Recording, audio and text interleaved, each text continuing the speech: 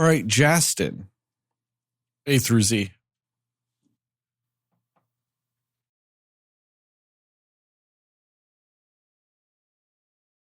S. Okay. I'm going to go with a different S than what you were expecting. We'll talk about the one I think you might have been expecting. We're going to go with a different route. Sony is in the works to buy the Alamo Drafthouse movie theaters. Oh. Oh, okay. It's a new thing. It was like, what? I want to say 1938, the Supreme Court or somebody ruled that essentially studios were not allowed to own the theaters also. And that more or less got stopped in 2020. And so Sony's buying a theater chain. So we'll see how that works for them. Because, that's a thing. It's one of those weird things. I think it's a desperation move. I think it's the whole, we got to save theaters. We got to do this. We got to do that. They're doing something. And, it's uncharted territory because, it's been, 90 years or whatever since that's been allowed. So, or 70 years or whatever the fuck, 80 years. It's 80 years. It's been 80 years since that's been allowed. So, I don't know. That could be cool. That could be shitty. Like, who knows? I didn't actually know that was a rule, but that makes sense. So, yeah, that's why no studios own their own theaters in America. Interesting. The specific thing had to do with Paramount. So,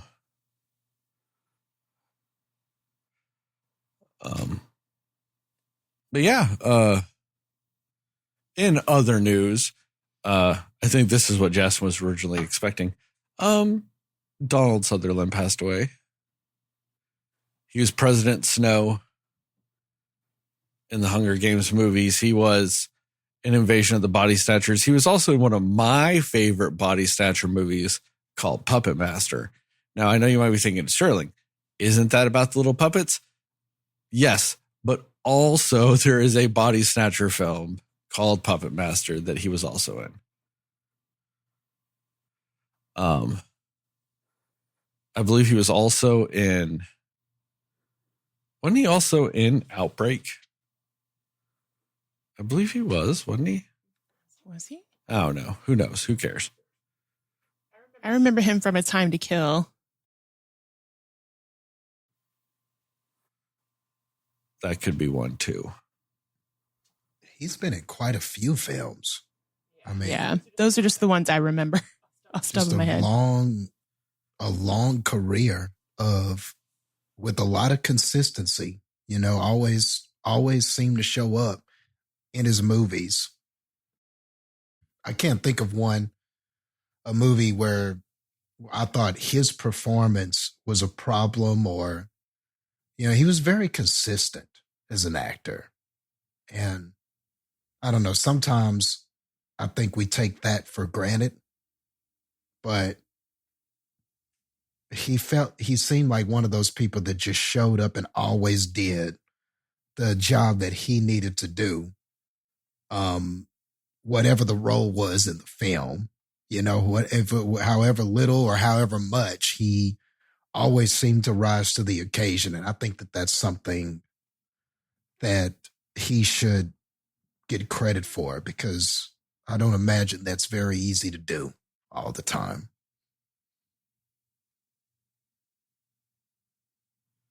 Yeah, and not to sound mean, I'm not gonna lie, I thought he was dead.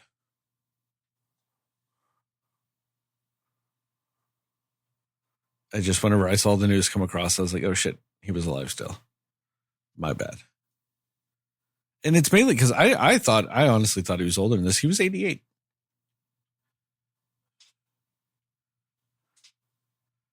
I mean, and to your credit, Jastin, I guess one of the things that has to go with it is the fact that outside of being in movies, you really didn't hear much about him.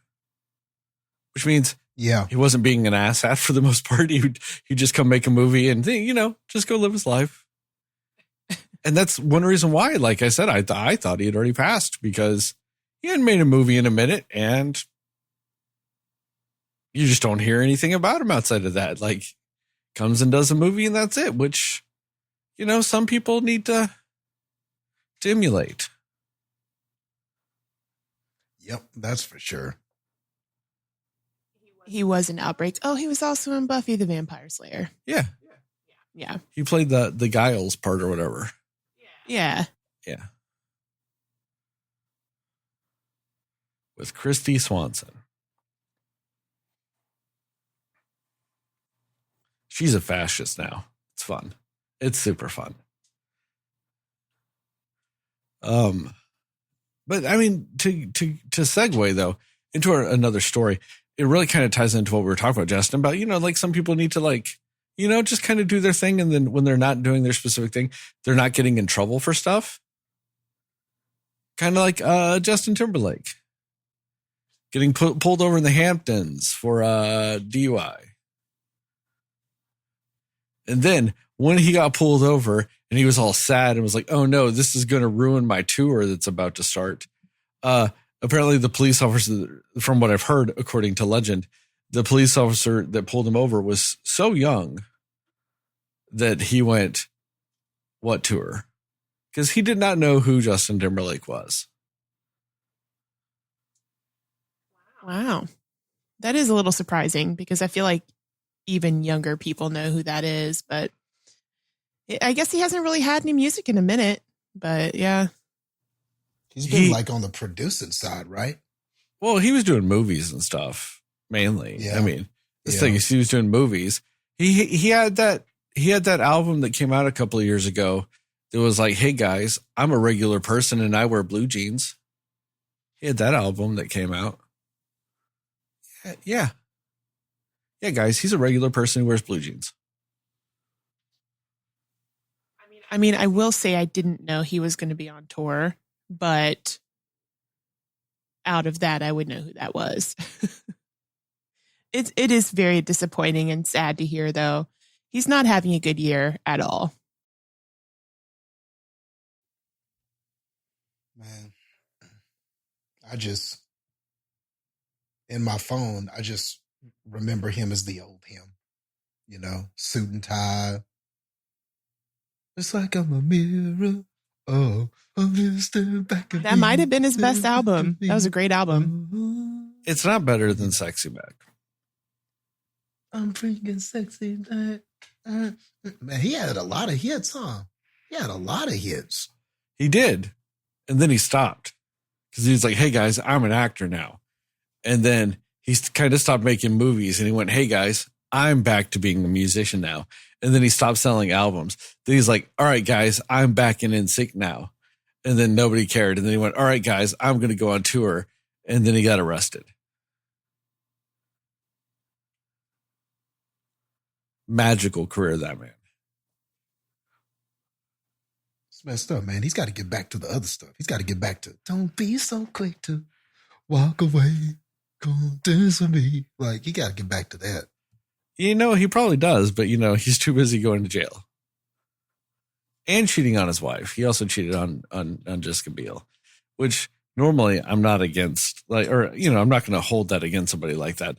But, it's Jessica Biel. I am a mid-'80s born millennial. Jessica Biel will always hold a special place in my heart. That's just the natural order of things. And, he did all that and now he's doing this and get your act together, dude. Come on, get your shit together. I didn't know he cheated. Was that a while ago? Yeah, it was a few years ago. Or was that recent? Oh, okay. Was that the one about whatever co-star or somebody he was working with and they were caught holding hands, or was this a different thing? It was that? It was that. They were canoodling. Do you remember when people used to say that? Oh, that this couple, these celebrities were out, spotted out canoodling in a club or something. And that's what I don't understand. I've been to a few clubs in my life. Apparently, I don't go to rich people clubs because apparently rich people clubs have places you can fucking snuggle up.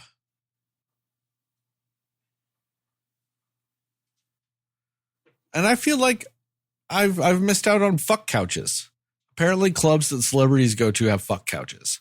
It's right in the middle of everything. They got the VIP. Is that why he cheated? They were on one of the couches. It could be. They were like, are we sitting on the we're just coworkers couch? And they went, fuck, it's the fuck couch. Shit. No, rules are rules. Yeah. Yeah, that's where he got that hawk tour. And then it was over for Jessica Biel. Jastin, are you learning TikTok pop culture? I'm so fucking proud of you, dude. Who doesn't know about that? I mean, do you know about that, Heather? I don't. What is that?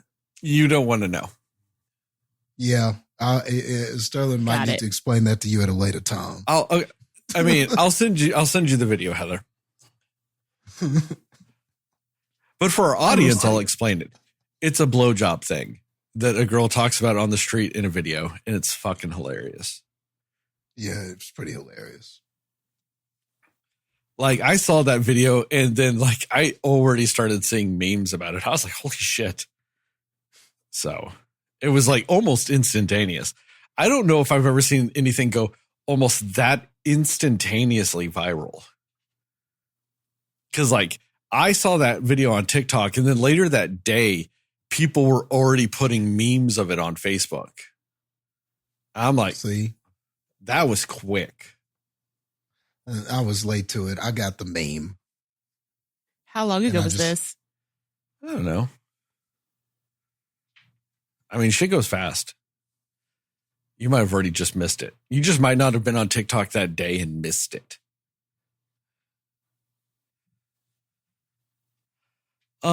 In some funner news, that sounded weird. I shouldn't have said it that way. But anyway, in some news that is more fun, USA Cricket's been doing really good in the T20 World Cup. They beat Canada. They upset Pakistan. And, they lost to India, which was kind of expected. But they made it to the Super 8, which is crazy. And then, they lost to South Africa yesterday. But, it's been fun. It's been a fun thing to watch. So everybody should be watching that T20 Cricket World Cup. Support Team USA.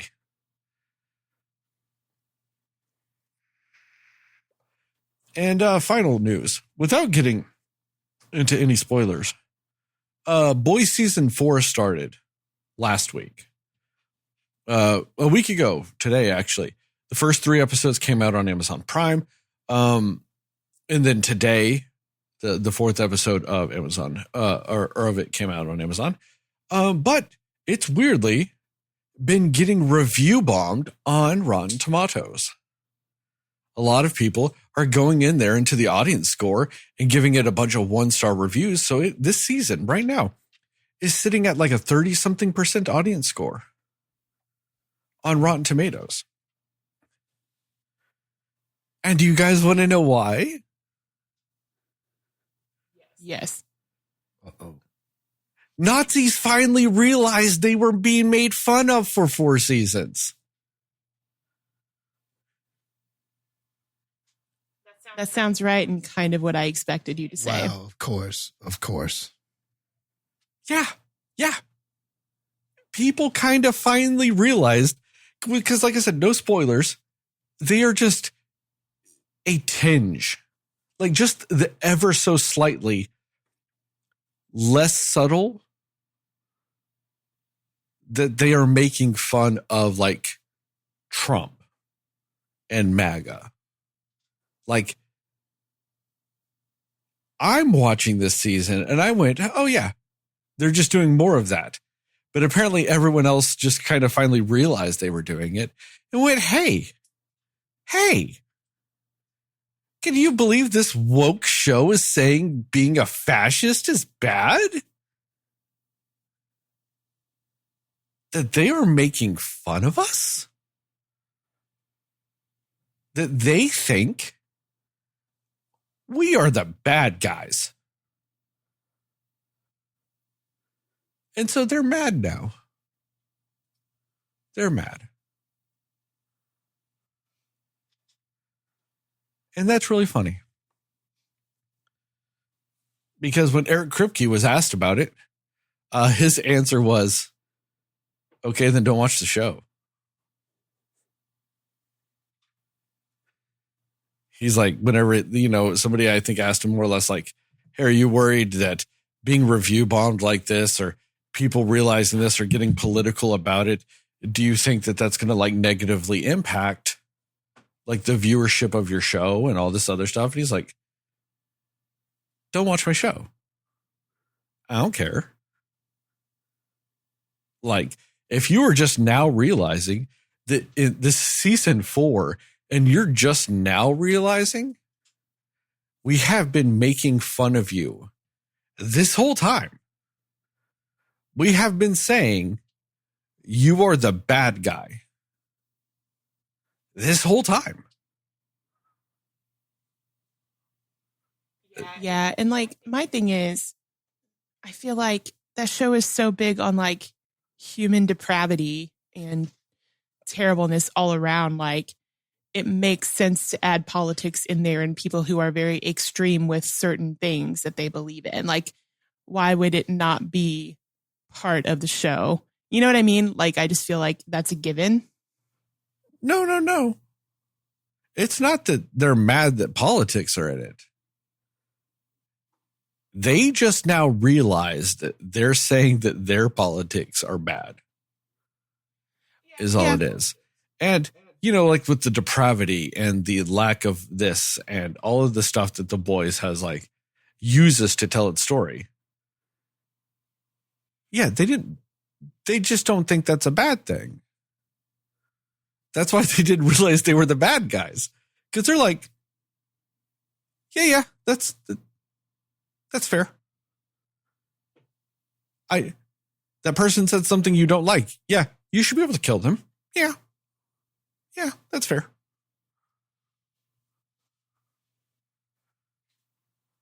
But yeah.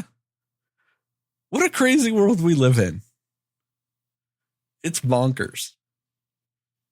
I just didn't know, like, I thought especially by season 3, it was almost a little too obvious. I thought by season 3, they kind of lost a little of their subtlety. When they were just like straight up going, nah, this is all fascism and they're the bad guys. I thought that was like pretty clear all of season 3. You would think it would have been in season 2 with the Nazi. When the actual Nazi was like, yeah, nah, this is cool. This is my side. You would have thought then. No. It's fucking crazy, man. Just the media comprehension skills of some of these people blow my mind. Like, you know how like everybody talks about like, oh, we need to really fix high schools. We need to go back. We need to teach things to kids that they'll actually use, like balancing a checkbook. Why do people always say balancing a checkbook? When was the fucking last time you balanced a checkbook in your everyday life? I don't know, 20 fucking years ago, probably. When checks were a thing. Like, that's not a thing, but that's something people always say they need to teach. And I'm like, why? They also say we need to teach people to pay their taxes. Why? It's you just fill out the forms and then it's done. Like, the forms tell you what to do. Why do you have to take a class on it? Unless you're getting into intricate tax law, like an accountant. Sure, if you're taking accounting courses, they should go over taxes. But do you really, in the days of a TurboTax app on your phone that could just do your taxes for you, do we really need to take a class on doing taxes? Ultimately, what we do need, though, is we do need a media comprehension course. I think more than ever, we need media comprehension as a part of a general education. That's actually true. I would agree with that. Yeah, that could be helpful, especially to a lot of people.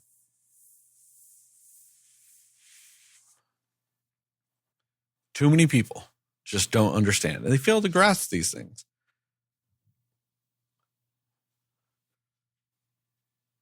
It's one of the, it really just reminds me of something we've talked about before. Of you remember that time when everybody just went, yeah, Nazis are bad. You remember those days? Those some great days. Yeah. And somehow we lost our way.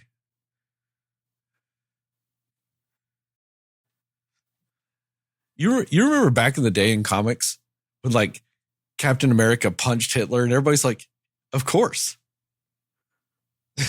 Yeah. That's what you do. You punch Hitler. Yeah. And now just certain people are like, well, you know, maybe we should like hear what Hitler has to say first.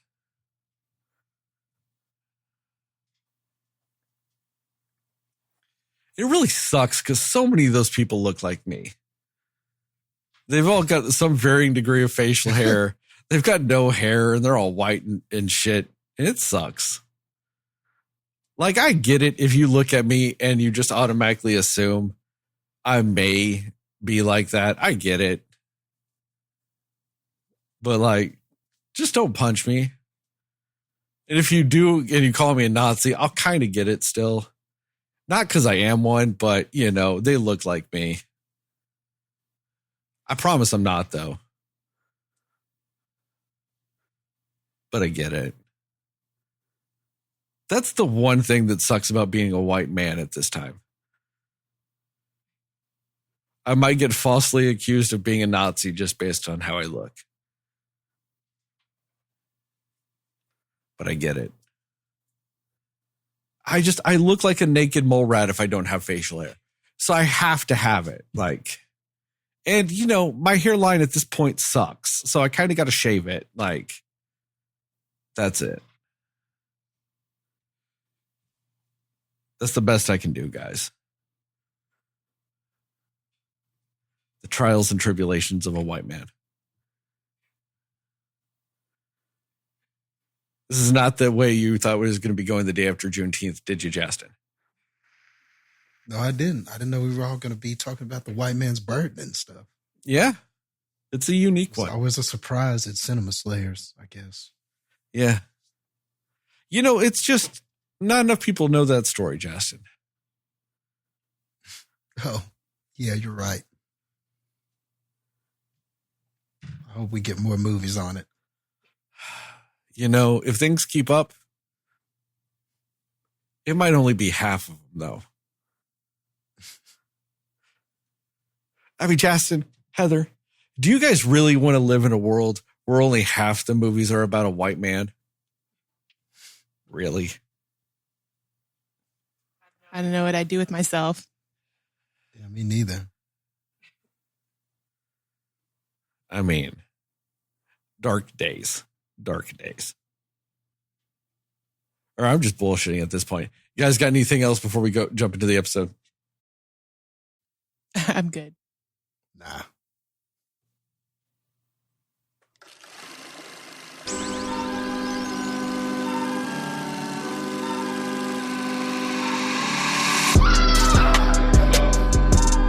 Somebody will listen to me. Nobody knows anything but you. All right. Are you ready? Yes. Come on. Cinema Slayers.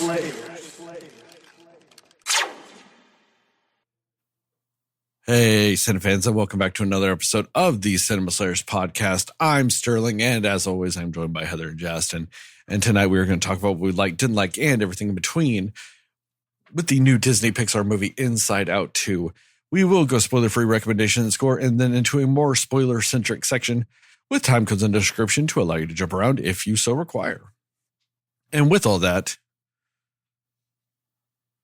Heather, what are your spoiler-free thoughts about Inside Out 2? Well, I would say, first, I want to preface that Inside Out is probably top 3 animated films for me. So this would have, it's hard to follow that. So I was curious what they were going to do with this. And I will say it's not a terrible follow-up. I don't necessarily think it's quite on the same level as the first one, but I do think that it was still really well done. I think it was super relatable, just like the first one was for me. And I think that it was a good way to sort of like expand some of the characters that we maybe didn't get as much time with, or dynamics we didn't get as much with in the first movie. I think the new characters that have been added are really good. I think it's a good one of those that is just a really good lesson for kids and adults. I think you could get something out of it at any age, really. I was actually surprised that this isn't really a spoiler, but I was a little surprised that this is only supposed to be like a year after the first movie. I thought it was supposed to be a couple of years, at least 4 or 5 years after, because I just forgot how old the girl was in the first movie. But yeah, it's only like a year after.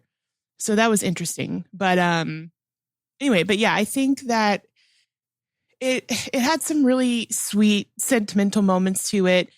I don't necessarily think the story or script of it was like as tight as the first one. And I think that's maybe why it's maybe not quite as good as the first one, but it's really a great follow-up. And like, I really love what they did with, you know, like with Riley growing up and sort of the emotions of what happens to you when you become a teenager and you start caring about things more and things like that. I think it was a very like wholesome, relatable story. And yeah, I think it was told well. I think what they did with different characters and different emotions made a lot of sense to me. And yeah, I just think it's hard to really talk too much about it without getting into the spoilers of it. But I think it was a good outcome overall. I think they took good segues here. There were maybe some storylines that I would have maybe done slightly differently, but it didn't really take me out of the movie at all.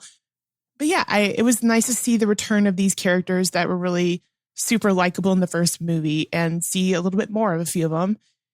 Overall, I was on board with this movie. I think it was a solid movie. Even though it wasn't perfect, it was still really good. Jastin, what about you? Yeah, I too enjoyed the movie. I think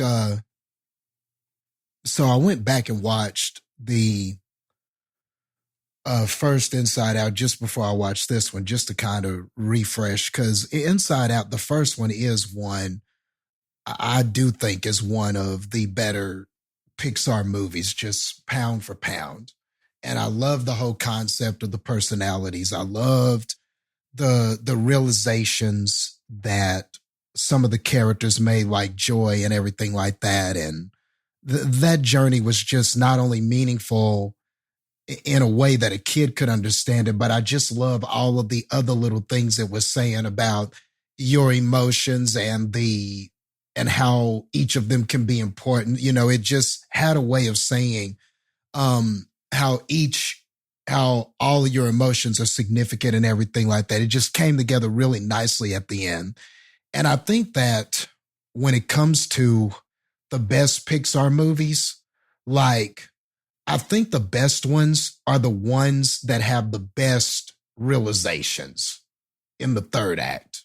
I think that in a lot of the like top tier, upper echelon Pixar movies, those third act realizations are just usually the ones that are the most memorable, the most relatable, the most, you know, those, I hold some of those in high regard, you know, and when Pixar is on point, they do them almost as good as any movie, you know, like some of their realizations that the characters make at the end are usually really good. And normally that Pixar magic, that's where like a lot of the magic really is. You know, you go through this whole journey, but then it's what we realize in that midnight hour moment that really makes or breaks a Pixar movie. And I remember us reviewing, what was that movie Tom Holland did a voice in it, and it had like, right? Onward. And there were two brothers. Say that again. Onward. I'm sorry. Onward. Yeah, Onward. Yes.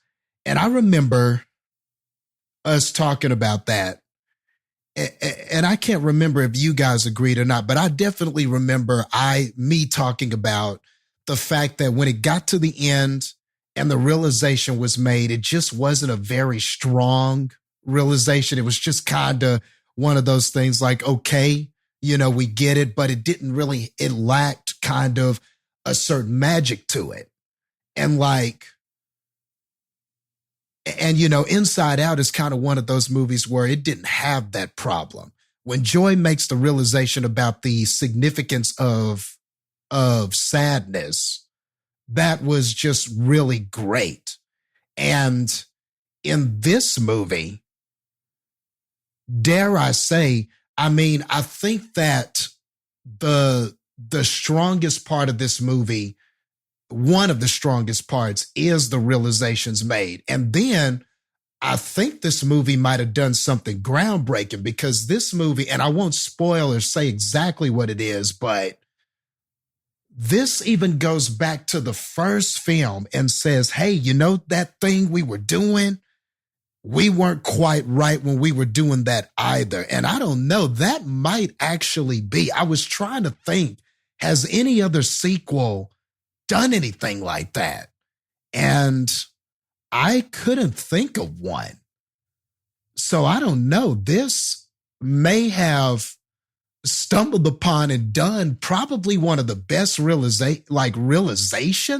act realizations that I've seen in one of these movies. Like, it was really, really good. Like, there was one that was made and you thought that was it, but then they hit you with that second one and it's like even better. So like, I really wound up just appreciating this movie for all of that.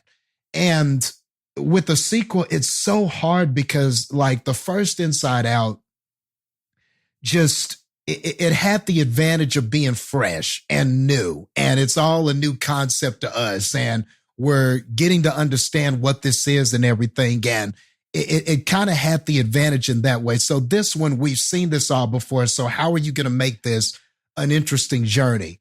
And I think that for the most part, this movie does do that. I think that introducing all of these new emotions, the more complex ones like anxiety and embarrassment and envy and, kind of these emotions that are a little more complex than I'm joyful, I'm mad, I'm sad, it's a little more the complex ones, the ones that come as life gets more complex. So I thought that they were a great addition to it. And I liked that.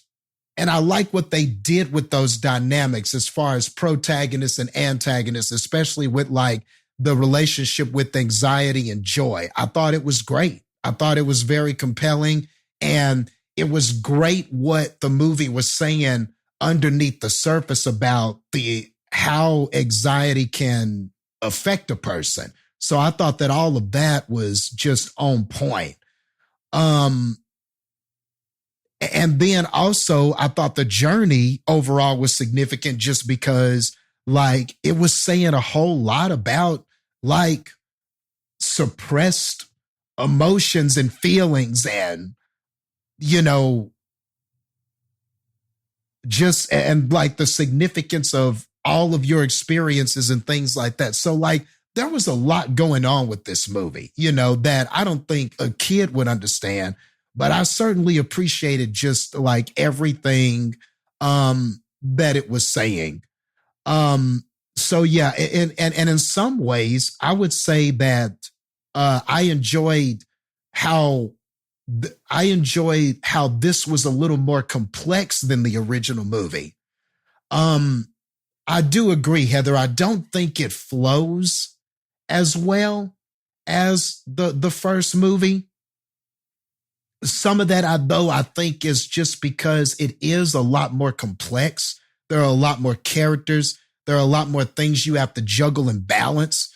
And, the more things you add to a juggler that he has to juggle, the harder it's going to be. And this was juggling a lot. Like this movie was juggling a lot of characters simultaneous at once. And so I don't know if we perfectly balanced everything, but we definitely hit on all the pivotal things that I think we needed to. I liked Riley's journey in this. I like how we didn't simplify it to an entire teen school experience. I think it was very smart to just sort of center it around what was going on with her athletics more than anything else. I think that was another great choice that this made, because I was wondering, were we going to be going all through school and crushes and this, that, and the other and all of this kind of stuff? So I think it made a smart decision in isolating this to one aspect of her journey, I think, which is good. And I don't think the comedy landed as well as the first movie. I did laugh at some of the jokes in this. I did laugh at certain parts, but I think the other movie was just a little bit funnier. I think it was a little bit like, I don't know. I felt a little more entertained by the first movie just from a comedy standpoint. But yeah, but all that aside, this is still really good. And if anything, I think it's a very good sequel. It's definitely a worthy successor to the first movie. And if anything, quality-wise, it's probably a few notches underneath the first movie, which I think is fine. That's a good place to be for a sequel, because you can be a lot worse than that. And we've seen a lot worse sequels. But honestly, this is one of the better ones. This was a movie that was very good. I think it had the Pixar magic that had been missing from some of these previous movies that we've had. I think it had some of that in it, man. It felt like a little more heartfelt, a little more meaningful than some of the previous movies that we've seen, like Onward. And what was that one where where were we? Were we in Italy or something? Luca. Or Luca. It was better than that. Like, it's better than some of those other Pixar movies that have come down the pike. This felt like more on the level of older Pixar, where it was like great and we were having great realizations and there's great lessons. Like, this felt more like that. So I was definitely happy to see that. And overall, I enjoyed the movie.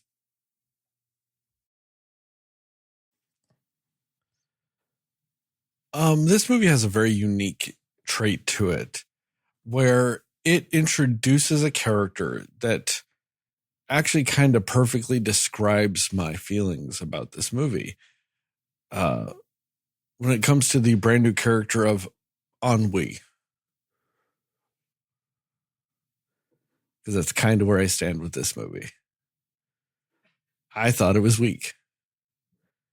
I do agree with you, Jastin. I think it's better than Luca, and I think it's better than Onward. And I think that that's an incredibly low bar to be better than those movies, because I did not like those. I think this movie is very close to Soul, where I'm just going to be on the other side of the spectrum from you guys. You guys both really liked it.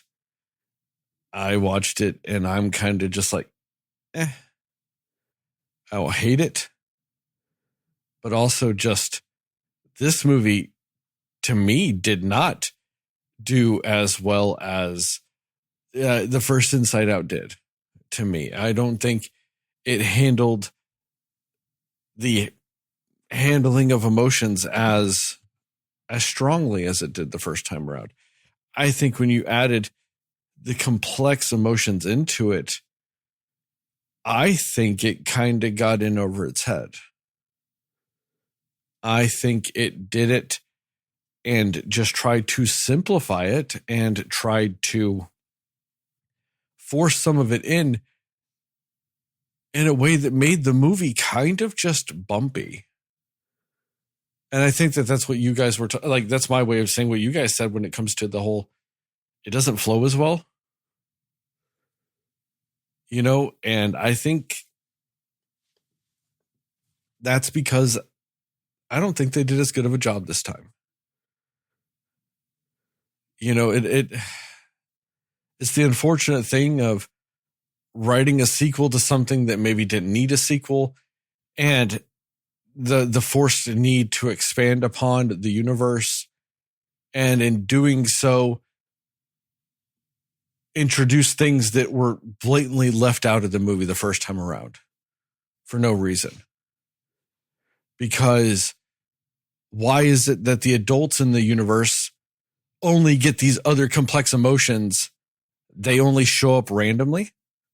They're not just a natural part of their life. Just because you're an adult doesn't mean that you don't have anxiety. Just because you're an adult doesn't mean that you don't have ennui. You don't have envy. You don't have embarrassment. Those are all things that you would still have and can have as an adult. Why are they not a part of the emotional spectrum of the adults then? Now, I know they try to retcon it by having a little mid-credit sequence where anxiety shows up for them.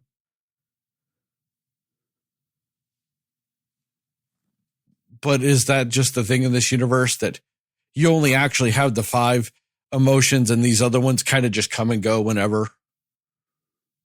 Like, I understand getting new ones as you get older, but why would they leave at that point? It makes no sense that they would vacate the control center or whatever.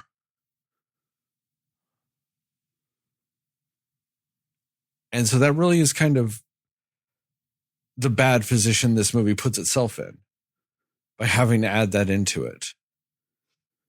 And then it introduces another emotion that's kind of a spoiler that the adults should have plenty of. And they're just like, no, none of that.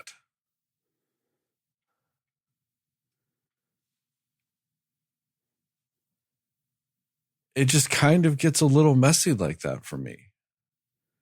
Also, there's a big thing with the second to third act that doesn't make any sense to me. So we'll talk about that in spoilers. So, recommendations and scores? Yeah. Yep. Recommendations and score. Jastin, go.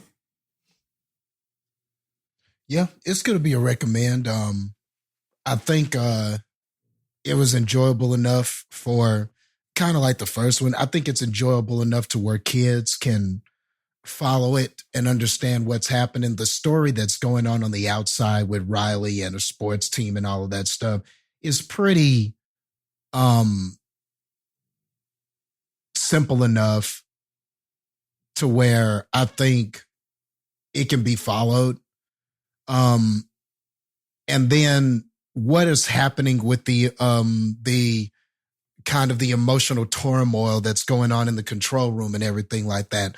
The kids that I watched it with in the theater, they seemed to be enjoying what was happening and laughing at parts like the kids that because the theater was pretty full, which was crazy because it was like a Tuesday and the theater was still full. So it seems like people are watching this. Just weird side note. I also watched it. I watched it on a Monday or Tuesday. Same thing. Bunch of people, bunch of kids. Yeah. It was a bunch of people watching it. So, and they seemed to be enjoying the film. So it felt like they enjoyed it. And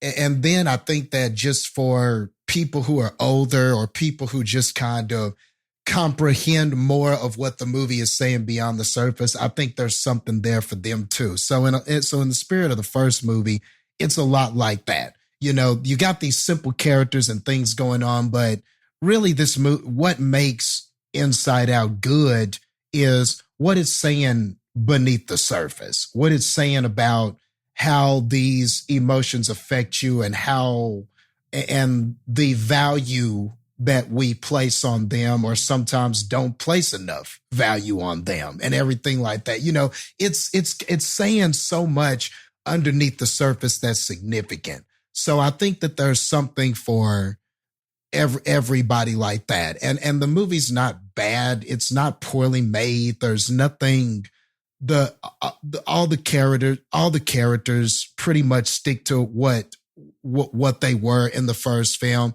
And some of the characters do learn some new things that they didn't learn from the first film. So the characters sort of grow even from the first film. So I think that for a sequel, that's about that's just about everything you want in a sequel. You know, a lot of sequels, the characters don't ever seem to move. And this one, I felt like they did. So I think that's kind of the mark of a good sequel.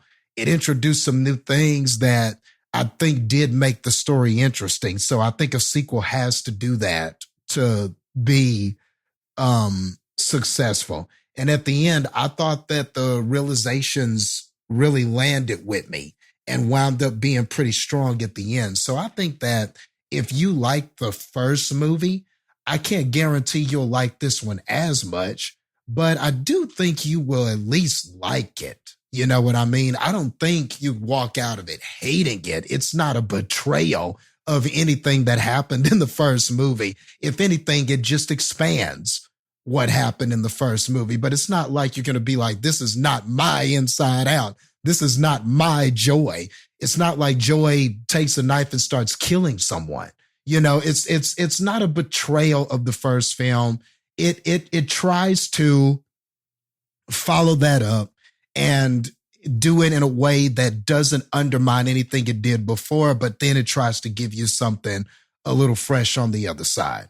And not everything lands, but I do feel that most of it does. So I would recommend people go see it. And then it's only 90 minutes, you know.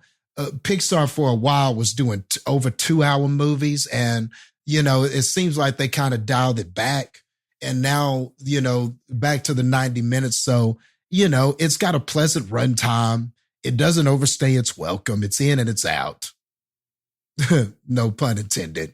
And I think that's fine. So yeah, but like I said, a few notches under the first one in quality. It doesn't hit as many targets as the first movie did, but I do think it hits a lot of them and hits most of them and does most of them well. With that being said, we'll go. I don't know. I think, you know, if I would say the first movie is probably like a 95. So I would say this is probably like 5 points lower. I would say it's about, you know, 5 or so points lower than the first film. So I'll give it, let's see, what do I want to, so we'll go 90.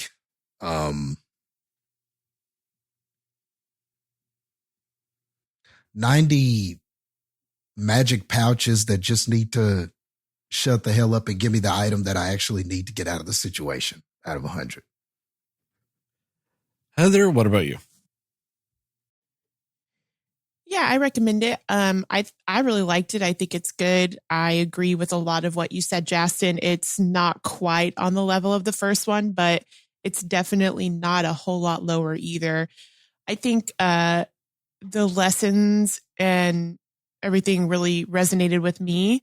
I think that it did a good job of, I mean, with these films too, trying to do a film about the emotions and how your brain works with all the emotions. It's a tough task, I think, to try to tell that in a way where children and adults will both understand it. And I think that considering that daunting task of doing it, like, I feel like it's going to be hard to be better at how they try to explain how this works better than this.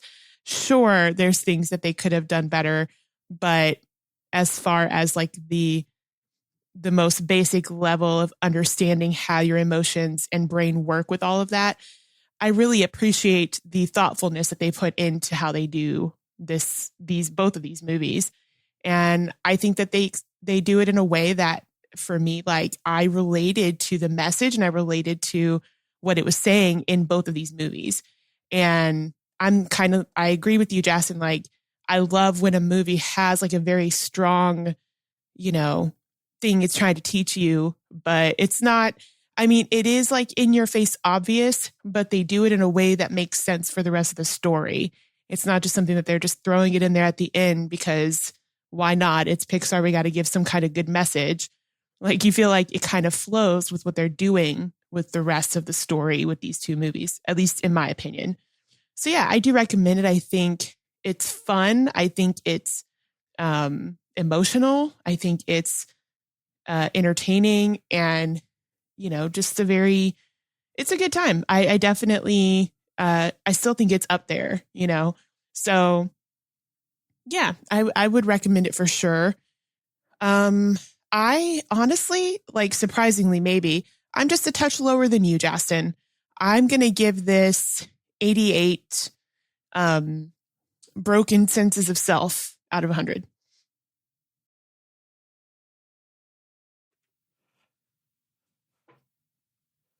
I do think what you've said, Jastin, was fair. It's not a betrayal of the first movie, is an expansion of it. I think what you said also, if you like the first one, you'll at least like this. Because maybe that's something I did not disseminate well in the first part, is that I do like the movie. I just didn't like it a lot. I think, like I said, it got in over its head, and I think there's some problems with that, but it's still not a bad movie. So, I'll recommend it. I think one of the big selling points, especially for me, is, hey, Jastin nailed it. It's a 90-minute movie. And weirdly enough, there was no Pixar short before it either. Yeah, I was surprised at that. So it really is a quick watch. And so even a movie that's not great, being quick kind of helps. I can't be that mad at you for 90 minutes, unless you're something like maybe next week's episode. No spoilers on what that's going to be, but we've already watched that movie. And you can get mad at a short movie. Don't get me skewed. You can. It can be a miserable experience, even if it's a short amount of time. And it's mainly because it makes it feel like it's more time. Like, you get stuck in this time bubble and you're like, man, I can't believe I just watched a 7-hour movie. And you're like, look at your watch and you're like, oh, 90 minutes passed. And you're like, oh, well, that just sucks. This movie, it comes in, it does the thing, and it gets out. So it's not a bad thing in that regard. I just, it really is a lot like the movie Soul. I had a hard time connecting to the movie Soul because I'm of the belief of, are souls a thing? So when I kind of disagree with the conceit of what the movie is, it kind of makes it hard to just really like jump in, dive in, and just soak in what that movie is saying to you. And I'm not saying I disagree with the conceit of this movie. I've just never had the conceit of this movie. So I don't. If you were to like ask me of my time as a teenager growing up, would this be what I would have described it as? Or something like that. And no. So I did have a few problems connecting with this movie because of that. And I'll get more into it in spoilers. But I don't know. I have very much struggled with what my score is going to be.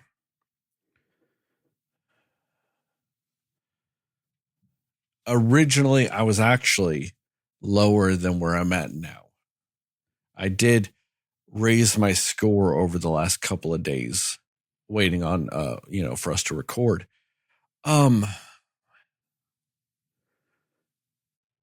But ultimately, I think this is where I'm going to settle with it. I'm going to give this movie a 72. 72 mind tornadoes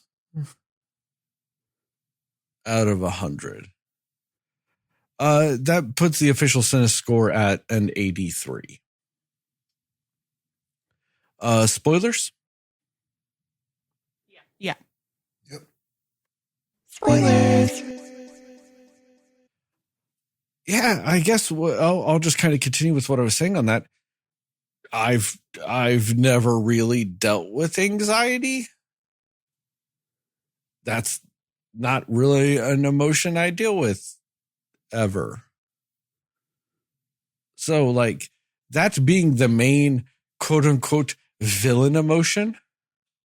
I don't know. Most of the villain emotions, or not, I shouldn't say villain emotions. I'm saying villain emotions because they're the ones that come and take over and suppress the other ones, even though they're not really villains.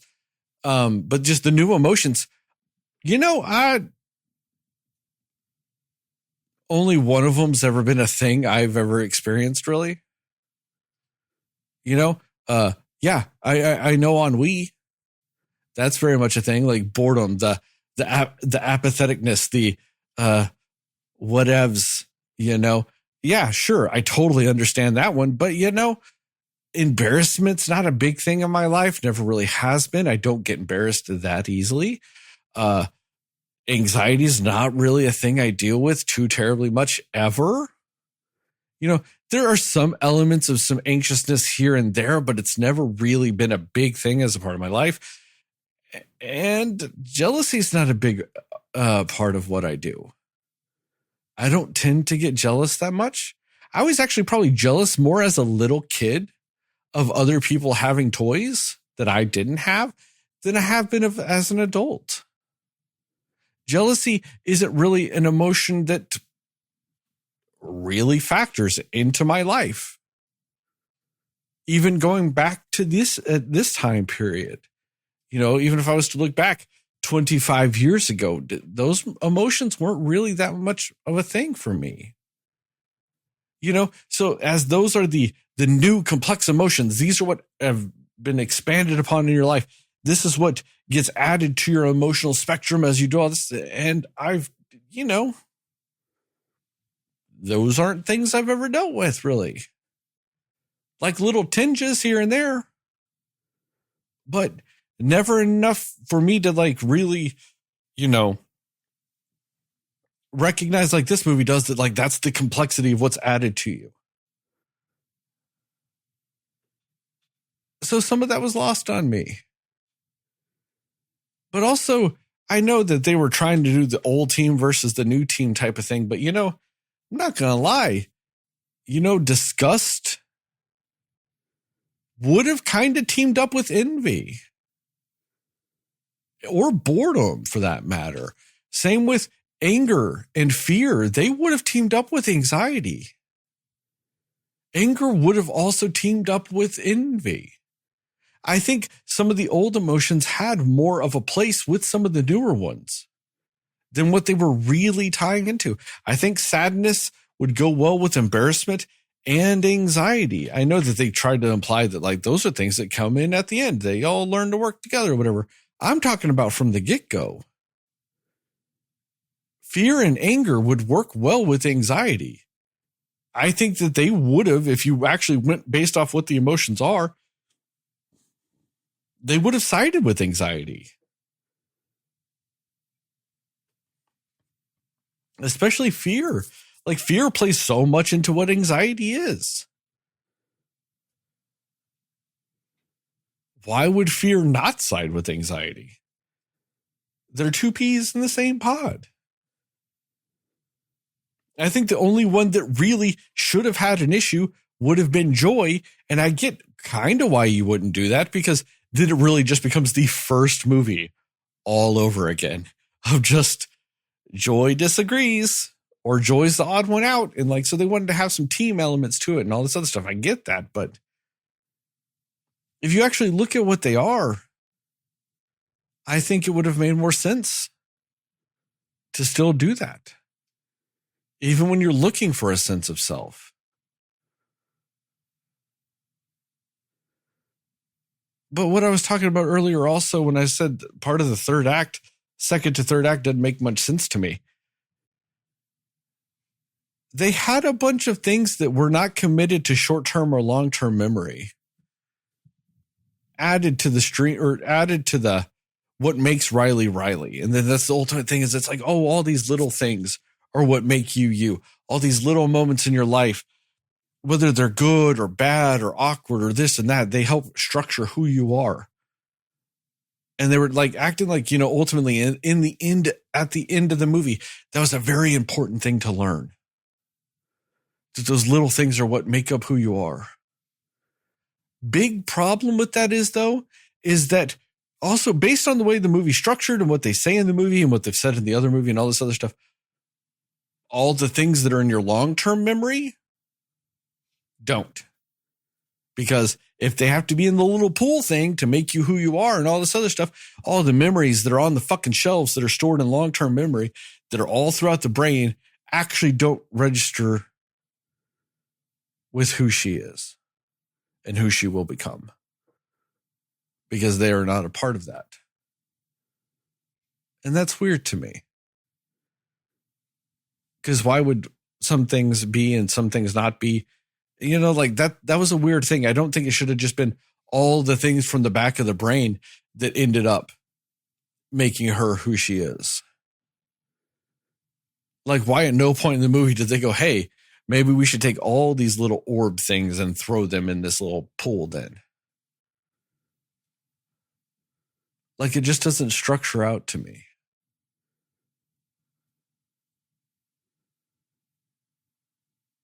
And that just became a weird lesson to me. And then they had that little nostalgia grandma that would just randomly show up. Why didn't they add her to the parents? She should be in the parents' brains. Why isn't she in the parent brains?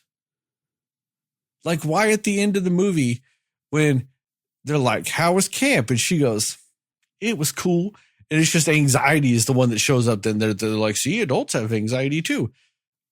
That's, like I was saying earlier, I hate it. But like, why wouldn't nostalgia be there? Why wouldn't the nostalgia grandma come into the mom's brain and like, oh, I remember when she was a little girl and she loved telling me everything. Like, why wouldn't that be a part of something that showed up then? Like, why wouldn't anger be the one for the dad at that point or something? Like, why is the dad getting anxiety with the same answer? Like, that just, I don't know. I think this movie added things and it forced itself into a corner that it doesn't actually tie into anything. And they just had to like dump it all in. And I don't like that. Really kind of took me out of a lot of elements with this movie. Heather, what about you? What are some spoilery thoughts you had? I do kind of agree with you about the nostalgia thing. I thought about that too. And even like the point that you made earlier about why weren't these emotions part of the adults' brains until the very end. That's fair. That's fair. And I don't know if like, you know, it does kind of speak to they didn't have a full idea of what they wanted to make the second movie into like right away, because yeah, we would have seen those emotions in the brains of the parents in the first one, probably if, you know, it was a thing at the time.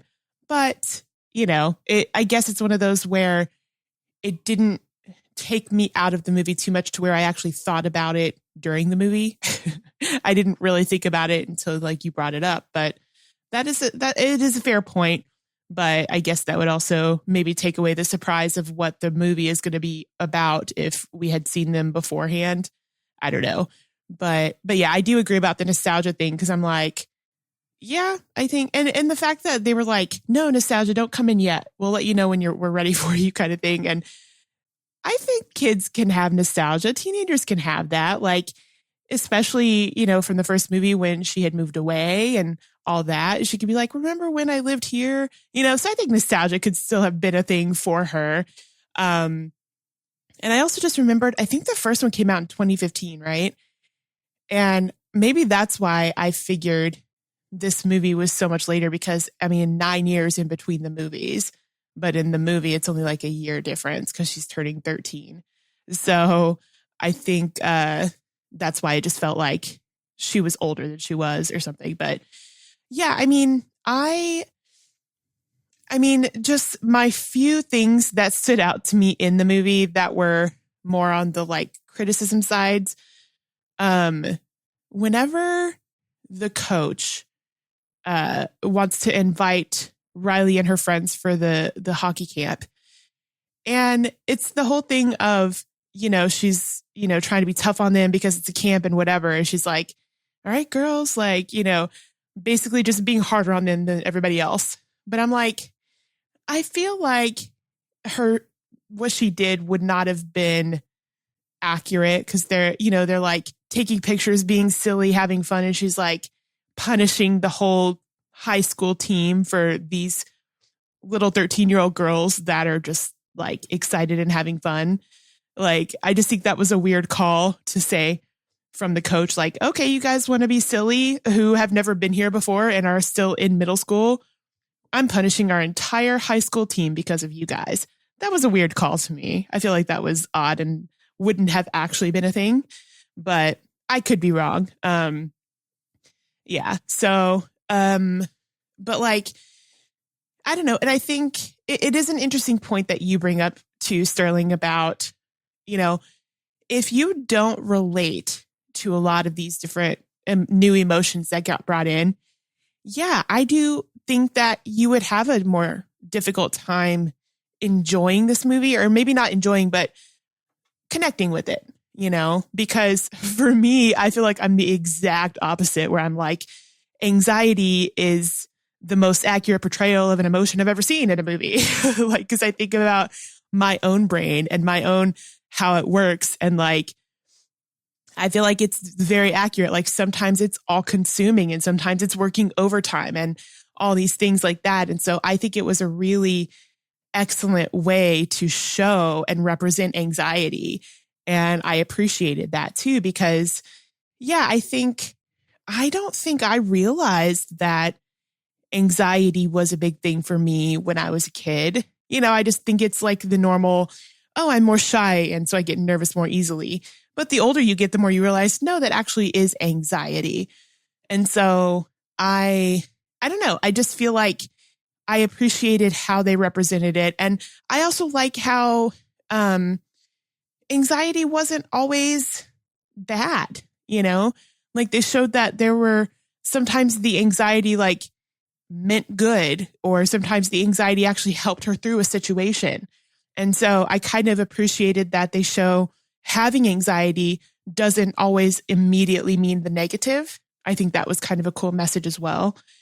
And yeah, I appreciated how they showed that. And, like, I think that it's also cool how really it's showing that anxiety is pretty much the exact same as joy is in this movie, where she wants to control all of the things and she's doing what she feels is in the best interest of Riley. So all of her motivations for what she's doing for Riley are exactly the same. They're just approaching it from different points of view. And I liked that too, because you just see the elements where she gets overbearing with like, no, we got to be super prepared. We got to make sure this and this and this. And it was just a cool way to show that like they were essentially working towards the same goal, but having different outcomes with it. And I think that could be how your brain is, I think that could be how your emotions are, where it's like, I'm extremely happy, but my happiness makes me anxious that the happiness won't last that long, or, just little things like that, where you just kind of see how all of them sort of play off of each other even more. And another thing I was going to say is that I do think the pairing off of the different emotions was a good call. and worked well. But now that you've mentioned that, Sterling, about a lot of them actually probably would have taken anxiety side. And like, even when like you see that fear is like kind of in love with anxiety. And I thought that was a clever thing to do, where they're just like, I love anxiety. And he's just, smitten with anxiety. And I'm like, that makes sense, because fear and anxiety really go hand in hand most of the time. And so you're right. They would have much more been aligned with anxiety. But I do get that, yeah, to be different than the first movie, they kind of paired off differently. I'm also a little sad that they had to recast some of the voicing, because I think Bill Hader was initially Fear, and he wasn't this time. And Disgust was Mindy Kaling. So that's kind of a bummer, because I really liked them as those voices. There's somebody else that was recast, and I can't remember who it is. Maybe Riley in general, I think, was recast. But yeah, I don't know. I just feel like it's one of those movies where they do pack in a lot of, little lessons, but they do it in a meaningful way. I mean, like, I don't know. I also, like, for example, with anxiety, to like always making these rash decisions, right? And always causing her to just do things out of the anxiety that she's feeling. That's excellent representation, because when you're just super anxious, sometimes your brain is just doing the first thing that it can think of, because it's just like grasping for anything, and I think it's so hard to really, I guess, show what anxiety is if you're trying to like show it as a character. It's got to be so hard to kind of take on that task, because it is so complicated. But I just feel like they really did so good with this too. And even with her being like, we're planning for the future. We're all about Riley's future. Let's think of every possible scenario so that we can prepare for it and all this stuff. Like, in theory, you're like, that's a good idea. Being prepared for the future is great. But anxiety means, oh, I'm going to worry about every little thing that happens. And you're not always living in the moment. You're not always allowing yourself to just experience things, because anxiety is just too controlling and it's too overwhelming in your own mind. So I don't know. I just thought that was, it's like, it's a very thin line between anxiety being helpful and harmful. And I like that they showed that, because not everybody does represent anxiety in that way. So that was really, especially in younger people, it's just a very thin line. So yeah, I thought that was cool. And I mean, I also like, I think you both kind of alluded to it, but that whole thing at the end too of, oh, take the bad things too, and mix those in. And I actually really did like that, because like, I think it's a really cool thing to be like, yeah, your sense of self, you think about like, these are the things that morally, I stick to and all these things, but the bad things and your mistakes can also be things that feed that. They can also be things that inform that, because you're like, yeah, I was a bad friend there. Oops, that was not something I want to do again. Like, I feel like that was a really beautiful thing to do in this movie, especially when you think about like, you're still a sponge at that age, you're still soaking in experiences and what things are. And I just really like that they did that. Mistakes can also make you who you are. And they can also, like that scene when it's like all of the strands taking her up to her sense of self, some of them being like, I'm a kind person. I'm a good friend. I'm a winner. And then it's like, I'm also a terrible friend. I am selfish. Like, you can actually be more than just the one thing. And I think it was really cool of them to say, you know what, embrace that, because that's things that help you form who you are and form how you feel about things. And yeah, I think that was actually, for me, the bigger thing that I appreciated the lesson being in this movie, because I think especially as adults, I mean, the older you get, the more mistakes you're going to make. And I feel like that was just a really cool thing to be like, yeah, your mistakes can help you be like, okay, this is helping me become more who I am because I realize I don't want to be like that again.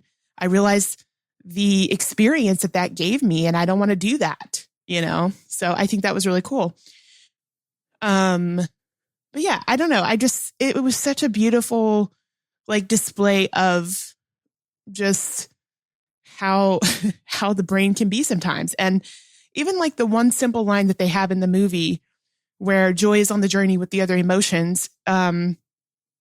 She's just like, I don't know how to stop anxiety.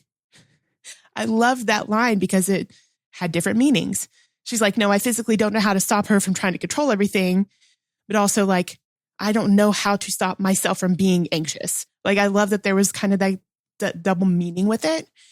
I don't know. It was just really cool. But I do think, yeah, like, even though the other emotions did have a little bit more, I guess, screen time in this, I would say that they probably could have been utilized in a better way because like we said in the first one, it was so much more like a tight story where it's like the things that they did in the first movie, you know, they were shorter time on screen, but they meant more, it feels like. So yeah, I don't know. But overall, I think just because of how like beautiful the message was and how amazing, like they really tried to portray the mind when you're anxious, like kind of like Sterling talking about that tornado in the mind, that can be anxiety where you're just like, it's all consuming. Everything is all crazy because of it. And yeah, I thought that was a good representation. And I really like that moment too, where Joy's just kind of like, you feel like she's getting a realization in the middle of her being in that tornado with her of like, oh, I see what you're doing. You're doing the same thing I was doing. You're trying to decide who Riley's going to be, just like I was. And just in that moment being like, we're one and the same, but we both need to kind of let her go and be her own person. So I thought that was a really cool, well-written moment in the movie too. So yeah, I don't know. I think that's why even the little nitpicky things I had about this, the message of it was so great that I just didn't care. So yeah, that's what I got for now. Jastin, what about you? Cool. So yeah, like whenever this movie starts and everything, and it's explaining kind of what's been going on with Riley, and you're finding out about the sports team and everything like that, and they set up that puberty button in the first film when the console came and was rebuilt and it was all new and everything, and then they were like, well, what's that button there? And it was like puberty, and they're like, I don't know, that's probably not important. And I remember watching the first movie and going, no, that's even in the first movie, they sort of played that like, y'all, the core, these core emotions don't think it's important, but that's going to be real significant when it happens. So they set that up in the first movie. And I like that in this movie, that wasn't something that was forgotten about or anything like that. Now you're going to see what happens with the button. Now you're going to see what happens with the new console and everything like that. So whenever puberty hits and all these, and these sort of more complex emotions come, you get the sense that, okay, so this is, and you're trying to relate it back to a kid going through this, and it's like, they had like builders are coming in and they're restructuring things and going, okay, now you got to make way for these emotions here because this person has to go through this journey. And I somewhat get the argument about, well, why weren't these same emotions in the adult and everything like in the adults and everything like that? And I get that, yes, an adult can have some of these same emotions, but I also think, on the other side of that, an adult could also not have them. So, I mean, I don't think that just because they aren't in the mom and dad or any of the adults that we're dealing with doesn't necessarily mean that at one time or another that person didn't have those emotions driving or anything like that. And the thing is that I would assume that the adult, by the time you become an adult, that control center has probably gone through so many changes and in and out and stuff like that. Maybe there's some sort of concept of compartmentalization where there's a whole nother section and then all these other complex emotions are in another control center. Who's to say that when you become an adult, like there aren't 3 control centers and we only saw one of them? This is, I don't want to pick this apart so much. I mean, it's a make-believe story, but really, if you use your imagination, there could be several reasons why we didn't see those things. An adult control center, I would just imagine, might be a little bit different. And this whole concept of who's driving the control center, maybe as an adult, you settle on maybe the idea is you settle on some core things when you're an adult, and maybe you don't need the other ones as much, or kind of like the nostalgia emoji. Maybe they're in rooms and they come out when every now and then when a person is in a situation or feels that or something like that. Do they all need to be present looking at the control center? Or is that just a reflection of how a person is feeling at one time? Would it make more sense that a younger person would have all of these emotions there at the control center because they're popping out at any moment? But maybe an adult who's been through some stuff, a little more reserved, a little more kind of understanding of these things, might just have some core emotions driving, and the other ones are just in rooms stored away unless they need to come out. So I don't know. I think there's an argument to be made for both sides of that. So I can't see it really as a flaw in the film or an inconsistency in the film, more than I see it as an adult control center would just simply be different than a child who's just now getting these and just starting to understand the sense of self and just starting to understand how complex this is. It would make more sense. I kind of think about a kid, right? And it's like a kid starts with all the toys, kind of like that kid who has all these toys, right? And at first, every toy is being played with, right? Every toy is out there. Every toy. I got to play with my Legos. I got to play with the duck. I got to play with this. I got to play with that. But what happens when that kid starts getting older? Some of those toys go to the box, right?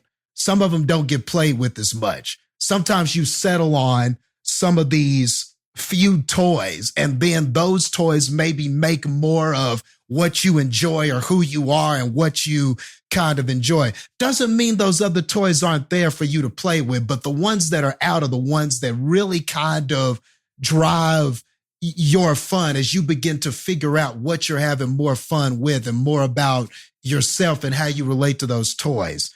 Maybe that's how these emotions work a little bit too, And I don't know. I mean, I can't say for certain that that's correct, but I think, I've convinced myself at least, because I feel like if you're a young kid, you're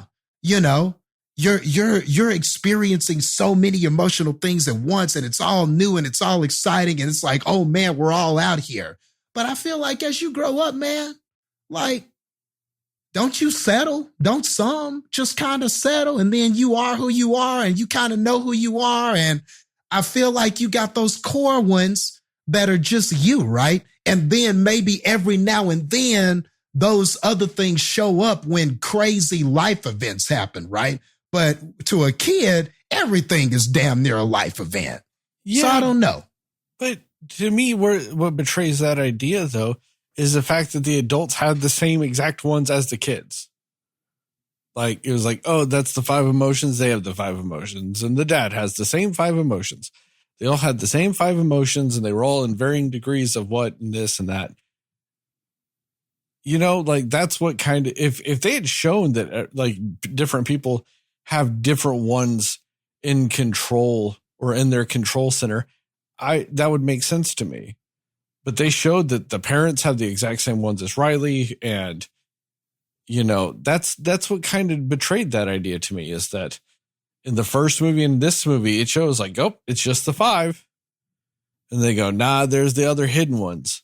And they're sometimes there and they're sometimes not. And they're this and they're that. Like, I don't know. It just, to me, the conceit was that we all have the same emotions. And then they went, well, we should change that.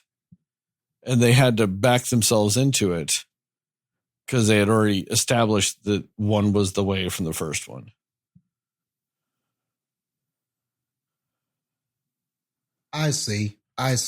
And I guess more or less what I'm saying is looking at it the other way, that isn't it possible that a person could just settle on these core 5? So maybe the parents that we saw, maybe they just so happen to settle on the core 5, which were the same as the kid. But I don't think that's necessarily the same for every adult. It could just be that those adults just so happen to settle on those ones. But obviously, they had to go through puberty. They had to go through some of these things too. So it just makes sense to me that just as an adult, you would settle on some certain ones. Maybe you go through all that, but you come back to those core ones, and that's pretty much what you are.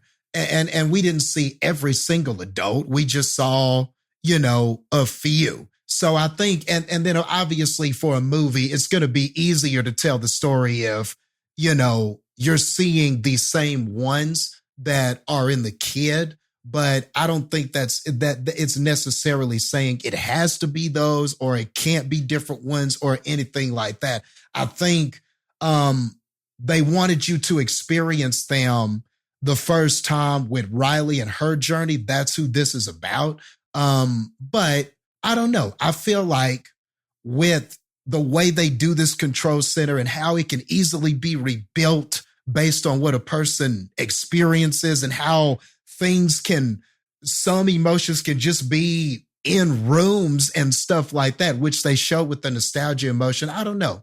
I just choose to believe that that's why the parents were the way they were. Like, they might have been there, but they aren't driving right now. It's these, because this is where that adult's life experience had settled on these. These are the ones driving.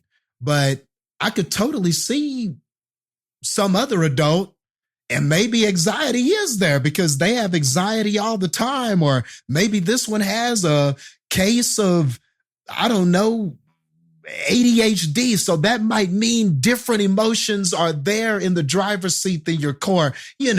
I don't know. I feel like it could just be different for any person. These people just happen to have the same ones.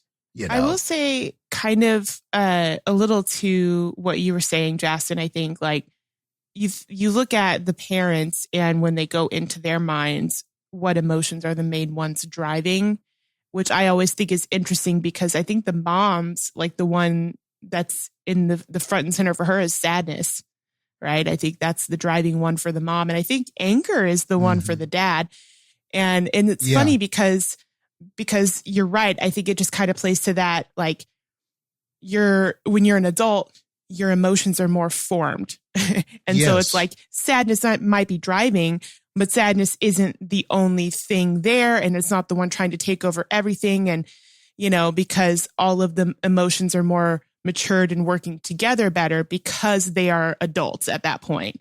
So I think that it speaks a little bit, I think, to what you're saying, because I get both sides of it too, because I do think, if those are fully formed emotions and whatever, we should see the whole console, and we should see the whole of the emotions in the parents too. But I do think it was that choice of, because you want to experience it with Riley for the first time, that's why it was that way. But yeah, I think it just it does show that, they might have not had upfront what the plan was with the part 2 of the movie. but yeah, I think it plays because you're like, it's about Riley. So let's just focus on her emotions and what's coming up for her. So. Cool. But to move on from that point, just wanted to throw that in there as another way of looking at those scenes. But when the emotions do arrive, I thought that it was great how, that whole concept of the sense of self and how all of these sort of experiences and things and stuff like that has developed like this is the core beliefs of Riley. And so I like how the movie is just showing that as you grow up, those beliefs are challenged. Your beliefs may start as this one thing, but then as life happens, as pressure comes, as things happen with your friends, as you want things in your life and stuff like that, like those beliefs begin to be challenged. And sometimes those experiences can change your beliefs and things like that. I don't know if I was ever a kid that necessarily dealt with anxiety, but I definitely know what it's like to have some core beliefs or maybe some things your parents taught you and stuff like that. And then life comes in and challenges those things. I know what that's like, or you want something or just like, and I loved how in the core sense of self, the core belief and everything, you would always hear this echoing voice. Like at first it was, I'm a good person, and then when anxiety took over, it was like, I'm not good enough. And you kept hearing this like inner voice saying, her inner voice from that core belief saying, I'm not good enough. I need to do, and then that's driving the decisions Riley is making. And I don't know, you hear that a lot too, just with people like, I haven't experienced that, but just talking to people who've gone through anxiety and stuff like that, you say that to yourself. I've heard them say, I say these things to myself. When I picture these scenarios, a lot of times you get fixated on the worst case ones. And we got to avoid those and we got to look out for those and everything like that. And that's what like the anxiety character was doing. Yes, it's a good thing to want to look ahead and look at the future and prepare for all the scenarios. But it feels like a lot of times anxiety leans towards the worst case.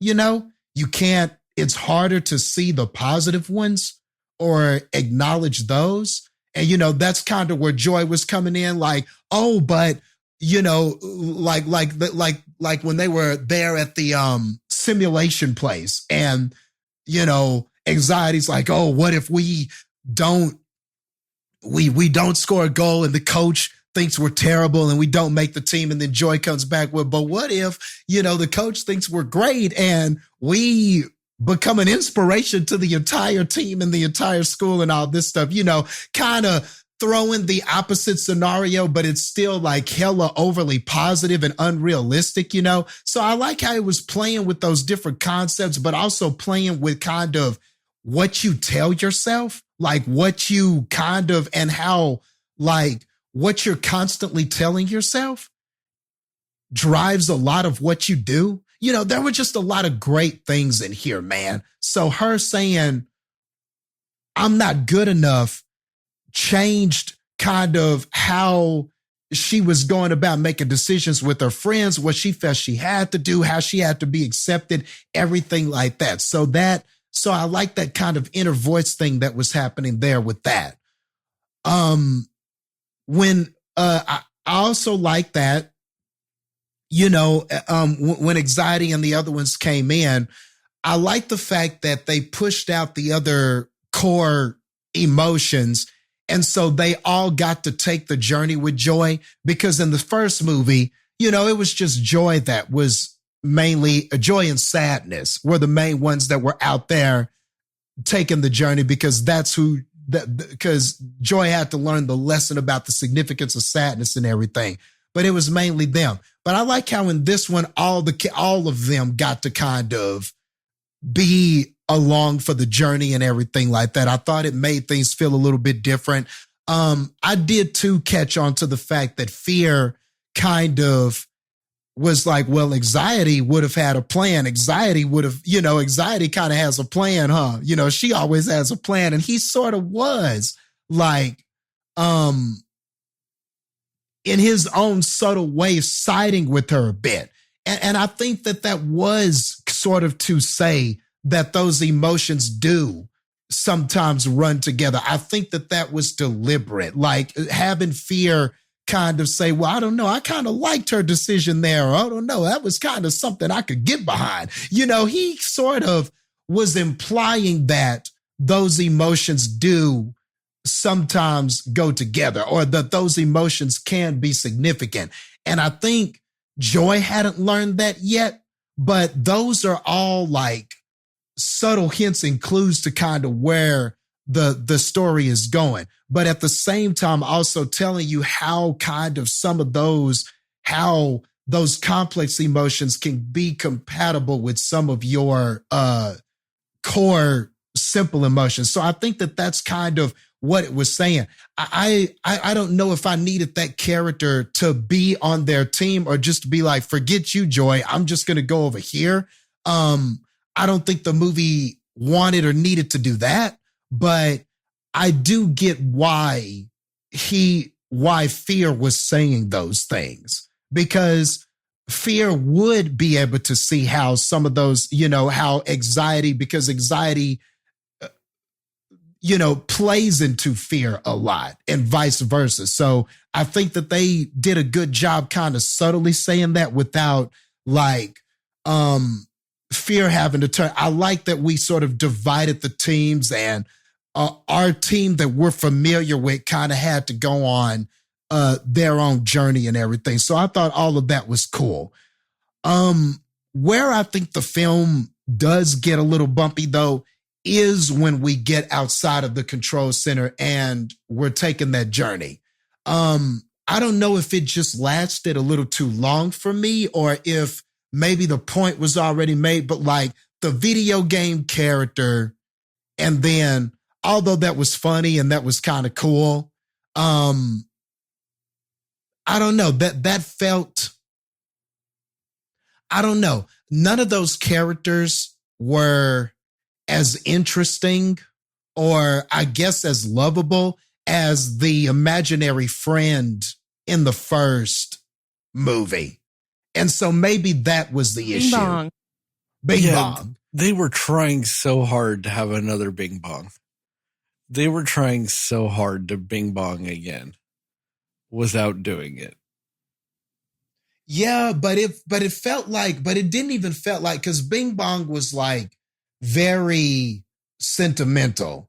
And these characters were obviously, I think what they were going for was, I wouldn't say another Bing Bong, because they weren't trying to pull at those emotional heartstrings necessarily, but it felt like what they were trying to do was say, okay, Bing Bong was more of a lovable, more of a like emotional type of connection.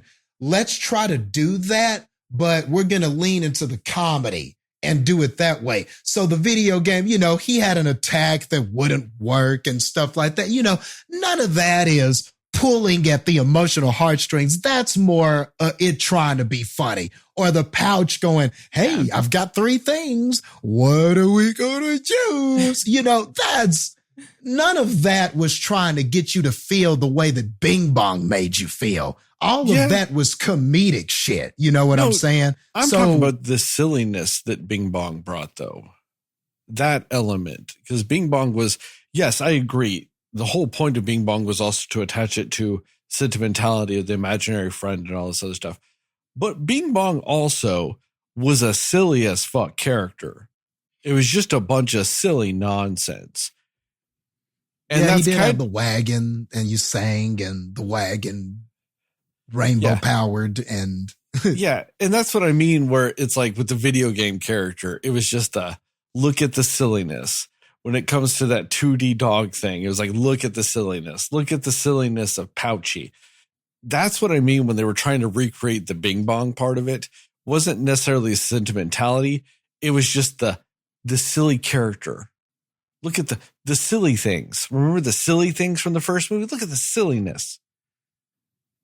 And it just kind of felt it overstayed its welcome to me. That element of yeah, it. And what I think the correction could have been was maybe pick one of those characters and just do them really well. You know, if you had just picked the 2D dog and Pouchy, and it was just that character, you know, maybe the other ones have cameos. We meet the video game guy, but then that's over and that's done with. But the one that we're going with is Pouchy. And maybe we focus on that, develop that, and maybe you would have felt a little bit more about that. Or maybe it is the video game character. And, I like the video game character. I thought he was funny, especially because there was like that dramatic music playing every time he spoke. I just thought that was kind of really loved funny. When, and I mean, I'm a gamer, so like, I like the character. You know what I'm saying? I loved when he was trying to get out that door and he was like, he couldn't quite make it out because of the way he walks. And he was too like walking stiff and too video gamey to be able to like get out of it was kind of a struggle to get out of the door. That was freaking great. Like I did genuinely laugh at that part. And honestly, Heather, I agree. If I was going to pick one of those characters, that probably would have been my pick, you know, the gamer and me. But I think that was the problem. You have that character, then you have the dog, and then you have the Pouchy, and then you have I think it was too many of them.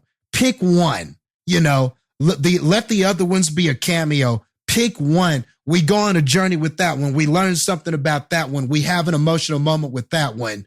It's over. You know what I mean? I think maybe there were too many of them and it was leaning on the silliness and it just didn't quite have. Now, I'm not saying any of it. Now, that's not to say any of this was bad. It was fine, you know, and I did laugh at some of it. But it didn't quite have the magic of Bing Bong. That magic just wasn't quite there, you know.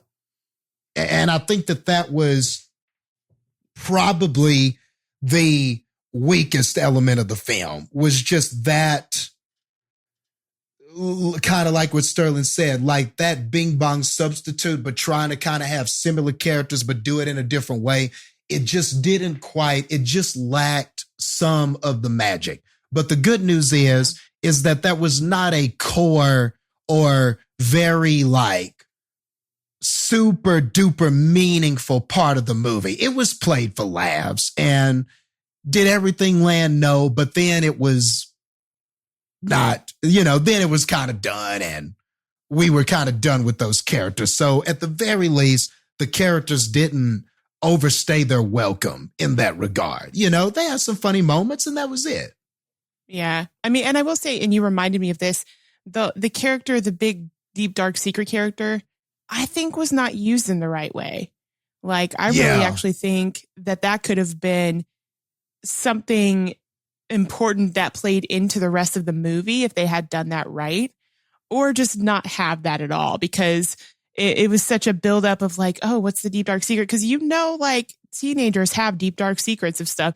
And I just feel like maybe like if they could have played it into some of it, like her deep, dark secret being like, I'm secretly, you know, like jealous of my friends or mad at them, or I secretly, you know, wish we never left home, or something that was a little bit more of an emotional secret, I feel like would have played better for what the rest of this movie was. Yeah, that's true. I had forgot about the deep, dark secret. And he was just kind of like, not yet, and went behind the door. So I don't know. Could there be a third movie where we explore that? I mean, maybe. You know, you could argue that. I don't know if that was a setup or if that was just a way of them saying, you know, people have the dark secrets and it's not going to be revealed yet. But when the time comes in Riley's life, that will come more into play. I don't know what they were, Jastin, if it was one or the other. Did you not stay till after the credits? Oh, I must have missed the after credit scene. Damn it. So once again, What I will happened? stress to everybody, download the after credits app. It tells you if there's mid-credit and after credit scenes for all the movies. Download that. You can look beforehand. You can see what it is to see if you want to stay, or you can just find out if there is one, because there was a mid-credit and after credit. The big, deep, dark secret is revealed at the end of the movie in the after credit sequence. Okay. Joy Okay. goes to the vault and was like, all right, buddy, it's about time. You just got to say it. And the big, deep, dark secret's all, I burned a hole in the rug. And then Joy goes, oh, I thought you were going to talk about the time you peed in the pool. And then it just like gets this look on its face and goes, and then like shuts itself back in the vault. Okay. That was the deep, dark secret, is she burned a hole in the rug. Okay.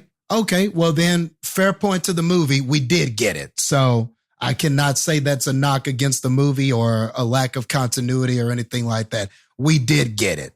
And it wasn't that serious, which does check out, because maybe that's a deep, dark secret to a kid, but really in the grand scheme isn't really that important. And I've been a kid. I've been there. I broke something or did something that I thought was really going to come back and haunt me later. And then, kept quiet for a long time. Then when my parents found out, it wasn't even a big deal. So I get it. It's fair. But at least they did something with it. So, okay. So I can't even argue there was a lack of continuity. So good. I'll have to go back and watch that. But anyway, just to talk about like the third act, let's get there. That's where the meat is. That's where things that's where things I think get great for this film. So like one of the things that was really cool was, and you touched on it, Heather, was whenever we're trying to get her core beliefs back, and we're down there in this stream where everything is kind of making up Riley's personality and beliefs and everything. And you're right. I loved that first realization that Joy makes when she says, I don't know how to stop anxiety. But then she says, maybe I can't stop it. Maybe this is supposed to happen. Maybe this has to happen, and I just don't know. She said something to that effect, like, I don't know how to stop anxiety. And then she said, maybe I can't stop this, sort of to say, maybe this is supposed to happen. Maybe this has to be experienced. So I think that was like a very big thing too, like just saying that, sometimes you got to go through to get through. You know what I mean? Like it's just one of those things where like, you can't stop every one of these things from happening to a person or events from happening. Sometimes it just has to be experienced by the choices you make, the things you do, the things you feel, stuff like that. Stopping or suppressing emotions is not the answer, more than it is dealing and accepting with them. At least that's my opinion. I can't say that is the answer for everyone or everything. Maybe there's a scenario where it isn't, but I do believe that. So I liked this movie sort of representing that in what was happening, and how essentially you have two characters in Anxiety and Joy that want, like you said, Heather, want the best for Riley, but we're suppressing certain emotions that we think are the bad ones, the quote unquote bad ones, and trying to substitute them with what we think are the good ones or what we think need to be driving and everything like that. So I like that both of these characters had to realize that exactly what Joy said. We can't control, you can't control who she becomes. You can't suppress these certain events, these certain memories, these certain things that happen. The point is not to suppress certain things that experiences and only put these, what you perceive as good experiences at the forefront. It's about a person's entire life. It's about all those experiences. All those experiences make you who you are. Whether you remember them all or not, they're still a part of you. And that's why I always liked this inside out concept, because whether it's a memory or something on the shelf, or whether it's something in the back of the brain, the subconscious, or everything like that, I think the bigger point is that it's all a part of Riley, right? It's all in her. It's all what makes her. All of it is significant and important in some way, even if it's not at the forefront right now. You know what I mean? But they're all significant and all have helped make her who she is. So whether it's something, and I think that's like, for the most part, true, right? You don't remember every experience you had, but that doesn't mean that it didn't help shape who you are. Not all of your memories and experiences are at the forefront of your mind, but that doesn't mean that, but just because you don't remember all that shit doesn't mean it didn't help in some way shape who you are. It doesn't mean it's still not a part of what your makeup is. You know what I mean? So I love the lesson that they had to learn about that, and the danger of just letting one emotion drive you, I think is another big thing in this movie that is showcased, because when anxiety just tried to drive it all herself, what was happening? Riley was damn near having a panic attack, and she was just, and like they were saying, this is too much pressure. Anxiety trying to drive by itself is not going to get you anywhere, but also joy driving by itself is not going to get you anywhere. Driven by just anger, I don't think is necessarily the answer. So I just like that lesson that we learned, that, that all of these things are significant in the making of the person you are. And what I was talking about was sort of like a cool, groundbreaking thing, I think, maybe a movie's done this before, I don't know. But so that first realization Joy makes about, maybe I can't stop anxiety. Maybe this is something that Riley must experience. Maybe the point is not to stop, but maybe the point is not to stop this. Maybe the point is to let this be experienced and then see how I can react afterwards. I like that realization, but then the second one though really hit, man, when like it went back to the first movie and she realized that what she was doing, even in that first movie, when she was like, oh, we're going to suppress, take these memories I perceive as bad they're going to go into the vault, into the subconscious. And then I'm just going to have these floating at the forefront of her memory and everything like that. And when she realized that she too was trying to control who Riley is as a person and what she's trying to become and everything like that, and not really doing it like the right way, not letting her experience and kind of go through these things. Like, you're there to help, but you're not there to force something to happen. You're there to help guide her whenever she is feeling that emotion, right? Like, that's when a person is most in sync, right? You've got these emotions at the control center, and whenever the person is starting to feel this one emotion, that emotion steps in and helps drive, right? And that's what gets her through. When she's feeling sad, sadness drives. When she's feeling anxious, anxiety drives. When she's feeling angry, et cetera, et cetera. So I like how that Joy realized that even in the first movie, there was something wrong she was doing. She wasn't looking at this the right way, and how these complex emotions helped her realize the more complex way that she needs to help Riley. So I thought that that was just bad ass that this movie did that. And like I said, I'm trying to think of a sequel where a character goes all the way back to the first film and goes, damn, I wasn't even doing shit right in that first film. Like, that's like growth upon growth, you know?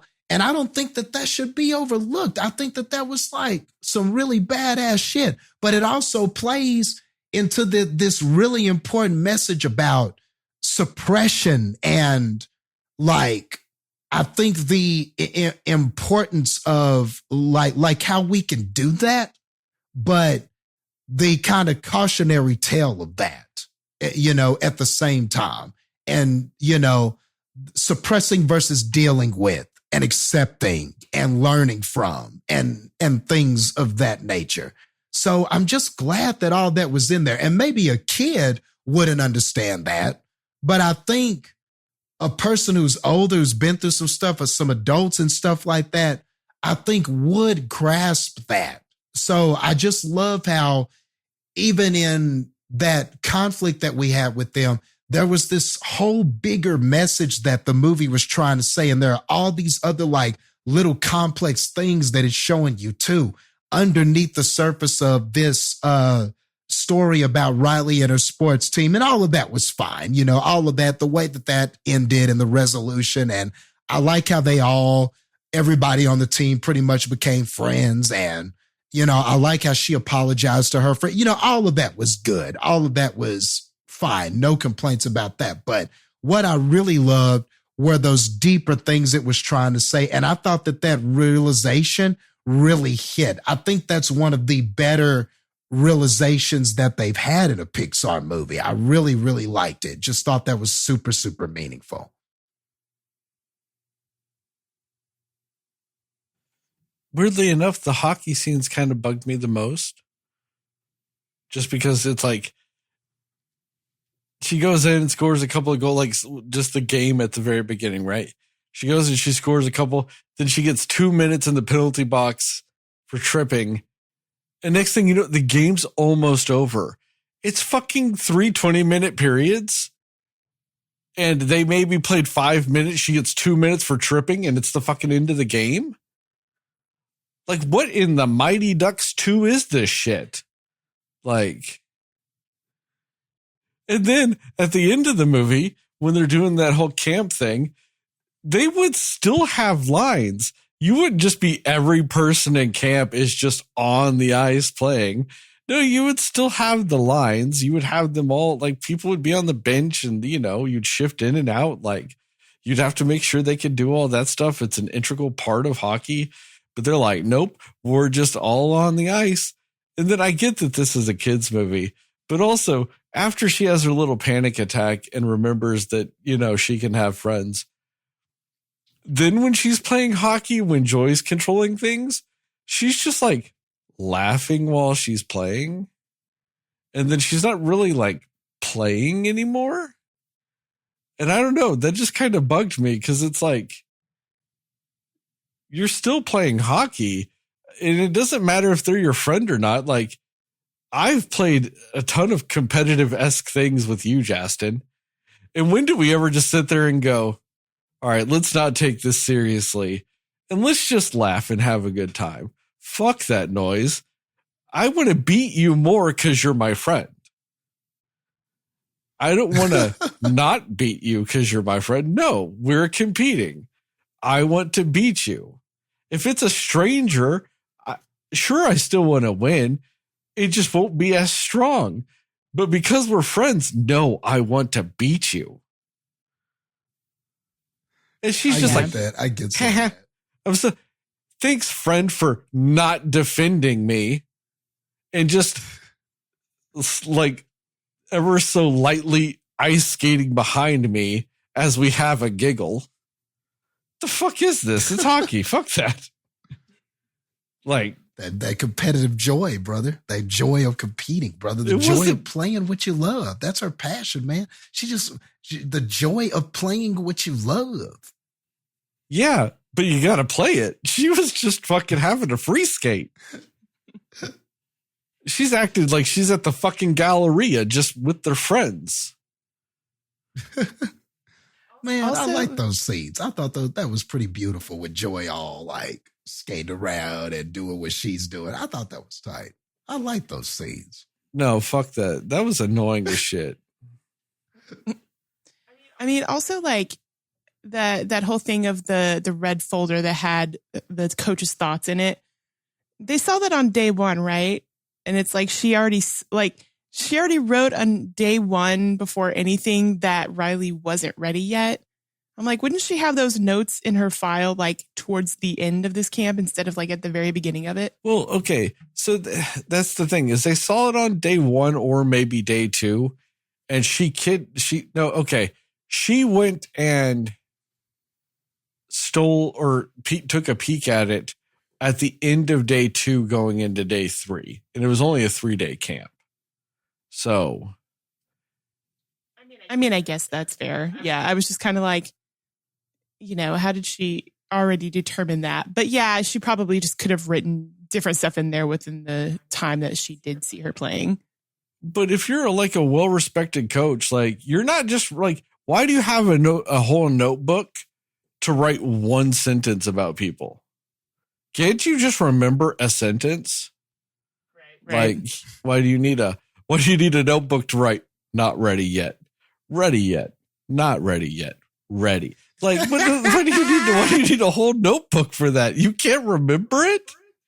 In the biggest letters too, like just really large written across a sheet of paper. Like, why? You're like super respected. I just won 3 state championship fucking coach, and you can't remember the players you like? Come on. Yeah, that was a little like, and it almost felt like maybe that was written because of all the goofing off and the first impression she got. So that could have been something. It almost felt like that was just written like, oh, these kids ain't ready, man. They goofing around and laughing when I'm trying to talk and stuff like that. It almost felt like that would be something you would write out of anger and then you come back to it and have to rethink. I wish what they had done though, but I totally get what you're saying. Like there would have been more in there than just that. She would have been analyzing their footwork, their maneuverability, stuff like that. So I wish what happened was she opened that notebook and there was all this stuff, but all she could focus on was the sentence that said, not ready yet. That's what it should have been. There should have been all these notes and her going, footwork, this, that, this. And then she goes, but then she sees, her eyes get big and like, it's almost like that thing where the rest of it is blurred and all she's focused on is the part that says not ready yet. And she's that would have made sense, especially if you're dealing with anxiety and like all that other stuff. That would like you ignore, like it's like a page of good shit. And it's just like mentally still immature, not ready yet for varsity. That's the thing, for varsity. It's not that she's not ready to be on the team or like on JV. She's just not ready for varsity because she is a child. And these are like full grown teenagers. And this is a child. She's got the raw talent. She's just mentally not there yet, which would have been an accurate depiction of what it was. She has raw talent. She's just not mentally ready to be on varsity. Yeah. But like, that's the problem. And it's not a huge fault of the movie or whatever. It's just one of those things that's like, it does drive me nuts in movies. When you put sports in a movie just to have sports, and it's not because you understand sports or whatever, or you don't care about the depiction of sports. You just like, hey, let's have some sports. We got to have sports. I'm like, you could read a book, like, watch Mighty Ducks, something like get a better understanding of hockey or something. Like, I'm not saying I'm, a world-class hockey analyst, but I watch and know enough hockey to go, no. Plus, I also feel like the other two girls, her friends that were like, oh, this isn't going to be our coach next year anyway. Like at that point, I feel like they weren't motivated in the same way that Riley was. And so I guess I just kind of get Riley being like, oh, I do need to probably maybe focus on what these older girls that are on the team are saying to me, because I mean, my friends, not like, oh, you're leaving me, but just more of they weren't even going to be able to be on that coach's team anyway, right? They were still at the camp, but then they found out that they weren't even going to be able to be on her team. So they probably were kind of not taking it as seriously. You know what I mean? Which also does show that they are slightly bad friends when they go, hey, this isn't as important to us as it would be for you. The one that has to find an all new friend group, has to find an all new place to belong, has to like more or less go into high school alone. That was my thought too of that, honestly. Yeah. Yeah. They are kind of shitty friends, but also, I know what Jastin's experience was going into high school because we were from the same school district.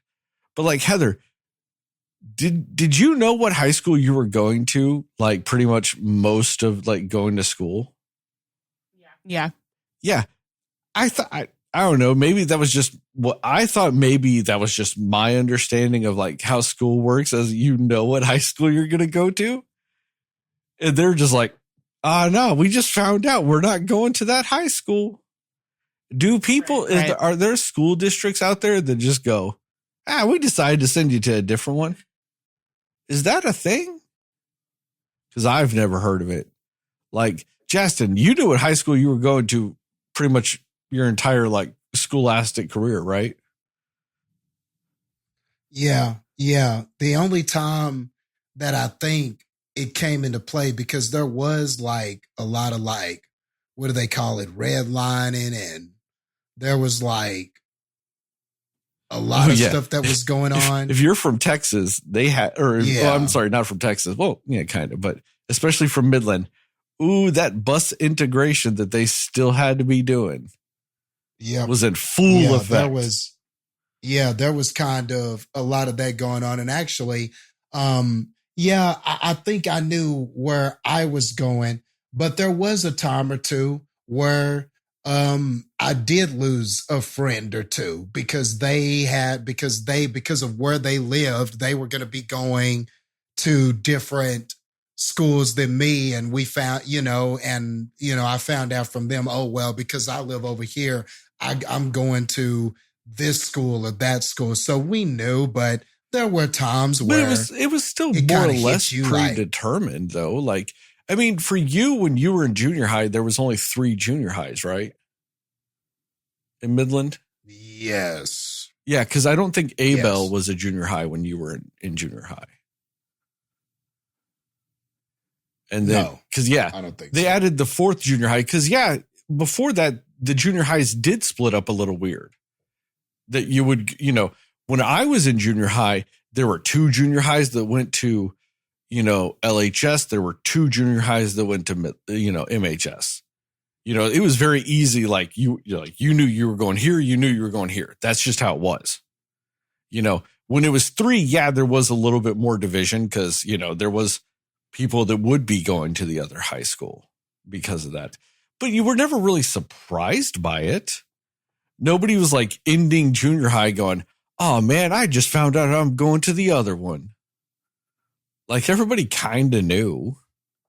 Like that's what was kind of weird to me is they're just like, yeah, we found out we're going to a different high school. So like, but that's a shitty thing. Like you're building this girl's hopes up while you two are just sitting there going, nah, that ain't what we doing.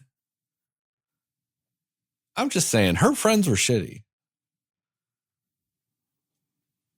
Damn. But I did like though how when she was talking to the friends, whether they were shitty or not, how she reacted, I think her understanding that the way she reacted to everything, oh, I got to make all these decisions. I gotta worry about these friends over here instead of my other friends and everything like that. She did say that when I found out you guys were going to another school, I panicked and I felt like I needed to do these things in order to, prepare for what I was doing. She did explain that. So like looking at it from the outside, all the stuff's going on in the control room and all that kind of stuff, but looking at it from the outside, so she's experiencing puberty. Then all of a sudden that big thing happens. She finds out that her two friends are going to be over here and she's not. It's like, oh, damn. So you got to think about everything this little girl's going through with that. And then the pressure of trying to, make this team and make a good impression on these people. But at the same time, she's like, man, but my friends, they could have told me about this. And, she feels some way about them, but she's still her and is trying to be a good person. But now it's like, oh man, but I got to be good enough to get over here because I'm not even going to have my friends. So like, even from the outside and not even thinking about the control center and all these emotions and stuff like that, that she was dealing with quite a bit. There was quite a bit going on inside. And then there was all of that she was dealing with outside. So something was bound to just go awry. So you can kind of understand from an outward perspective why she was struggling so much. Joy and all these emotions are going on this adventure and doing all of this kind of stuff inside of her. But when you just look at her, yes, that would be a struggle of a lot of different emotions. You've got your friends on this side. You care about them, but this is happening over here. You're going through puberty. You're trying to make the team and you're trying to be about your passion. But then you've got these people you're trying to impress and you don't really know. And then it's like, do I be myself or do I try to fit in and all this kind of stuff? That's a lot. A lot was happening with Riley. And so you can even understand just not even thinking about all of the emotions and the complex emotions and stuff like that, how this would have just unraveled somebody, it's quite a bit. Her stuff, like that made sense for her. I'm just saying her friends were shitty for throwing it all at her once. Just went bam, all on you. Hey, we're in the car on our way to camp. BT dubs, you're on your own next year.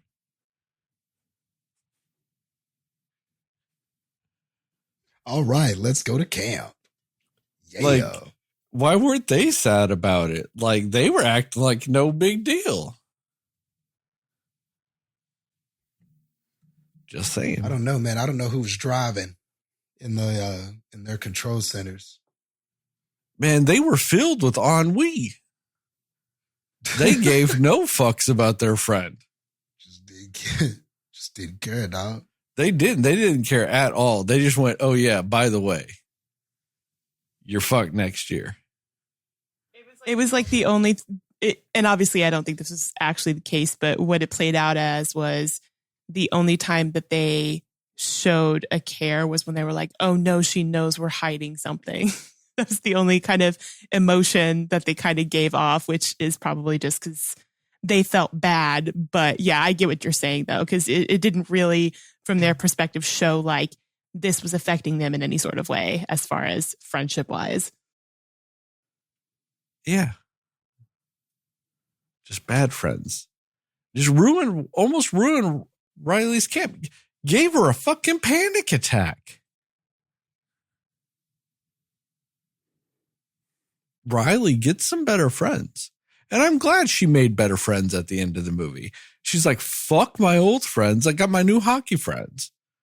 Good. I'm glad. I'm glad she was able to do that at the end of the movie. That was probably my favorite part is she got to ditch those assholes for her new hockey. That genuinely seemed like they were looking out. Those are upperclassmen looking after her from day one. Come on. Those are good people. That team of hockey kids are good people. Yeah, they didn't do the cliche thing where the upperclassmen are bullies and I was thinking, oh, is there going to be some sort of setup? Is this girl going to like set her up and she's going to feel dumb and then have to like go apologize to her friends? I was waiting on something dumb like that to happen. I give the movie that credit. I thought the exact same thing. They were setting her up to be like, oh yeah, you're going to hang with the cool kids. And then like right before the final thing, they're like, do you really think you're with us? Child. Yeah. I thought that was happening too, dude. Yeah, you're just a kid. I never cared about you. You should have cared more about your friends, B.I. But they didn't do that. They didn't do that, man. They didn't take those cliche corners that they could have. And it all kind of speaks to that lesson about how you ultimately react to things. Yes, sometimes your friends don't tell you shit. Yes, sometimes people are shitty, but how do you react to those things? And I'm glad in the end, Riley understood that and learned that and was a bigger, better person. She got better friends. She even apologized to her friends, which y'all are arguing they didn't deserve an apology. They still got one, though. They still got one. Riley was a good person in the end because she had to be a good person to stay with her group of good people. Mm-hmm. She realized she needed to check herself because she was becoming like her shitty friends. Mm-hmm. And she needed to reset check herself before she wrecked herself. Yeah. She had to reset, like regroup and go, nah, I need to be like my new friends that are just genuinely good people. I'm glad she figured it out. She figured out who her true friends are. The other ones can still chill, though. They gonna chill every now and then, though. Yeah, nah, dude, that's, They still there, kind of. Yeah, you guys can go get a pretzel at the mall every once in a while. That's fine. Yeah, and they just held their hands out like, okay, Riley, we'll let you give us dap. It would have been cool if they would have been like, man, we had a part in this too, man. We could have told you what was up, dog. Sorry about that, dog. We just didn't know how to tell you. We didn't want to hurt you, man. And no accountability on their parts. No. We were trying to find the right time to tell you, but it just, we're sorry about that, dog. We don't get everything right either. I'm dealing with my emotions too. My command center sometimes lying drives it, deceit. Maybe that deceit was driving, that big deceit, brother. Yeah. No accountability on their parts. Maybe envy was driving. Riley was a better player than them. Half the time she was babysitting them. Oh, let me pass it to her. Grace hasn't scored yet. Man, maybe envy was driving.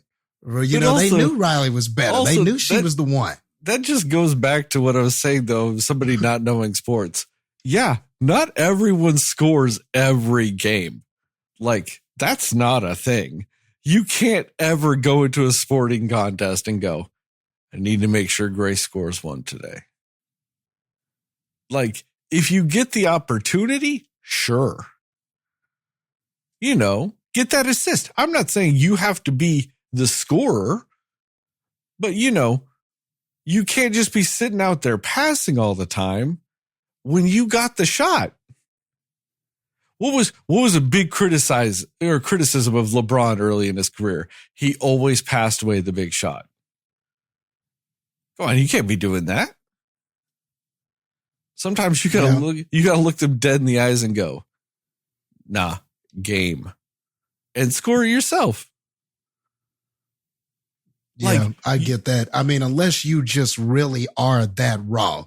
If it's like that thing where you're just that raw, like you could score at any time, the game is comfortable. So I'm going to let my girl get a few in here too, because I'm that raw. I can control the game that much because of just pure skill.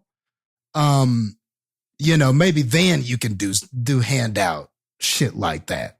If you're that raw, you can do it, but yeah, you got to be raw to do it. But if it's 2-2 and we need a shot. You know, you need to be Michael Jordan then. You know what I'm saying? You remember that Miami Dallas series back when the Big Three was in Miami, and they ended up kicking it out to Ray Allen, and he shot that three to put it in overtime. Mm-hmm. Remember that shot? What if Ray Allen had passed that ball? Come on. Now, sometimes you got to be Ray in the corner. That's all I'm saying. Mm-hmm. I got you. You just got to be sitting there going, I am Jesus Shuttlesworth. And shoot that ball. And you look at the closest defender and you look directly into their soul and you just go, game. That's what you got to do. Sometimes you got to be Larry Bird. You got to go out there and look the defender in the eye and go, hey, I'm going to go to my left and I'm going to shoot the ball and score. And the defender is going to go, no, you don't. And then you go to your left and you score. Sometimes that's what you got to do. Because apparently that's what Riley is. Because she goes, man, Grace hasn't scored yet. Let me call this one play that is a guaranteed Grace will score play. Like, she prophesized that Grace was going to score. And then used all her talent to make sure Grace scored.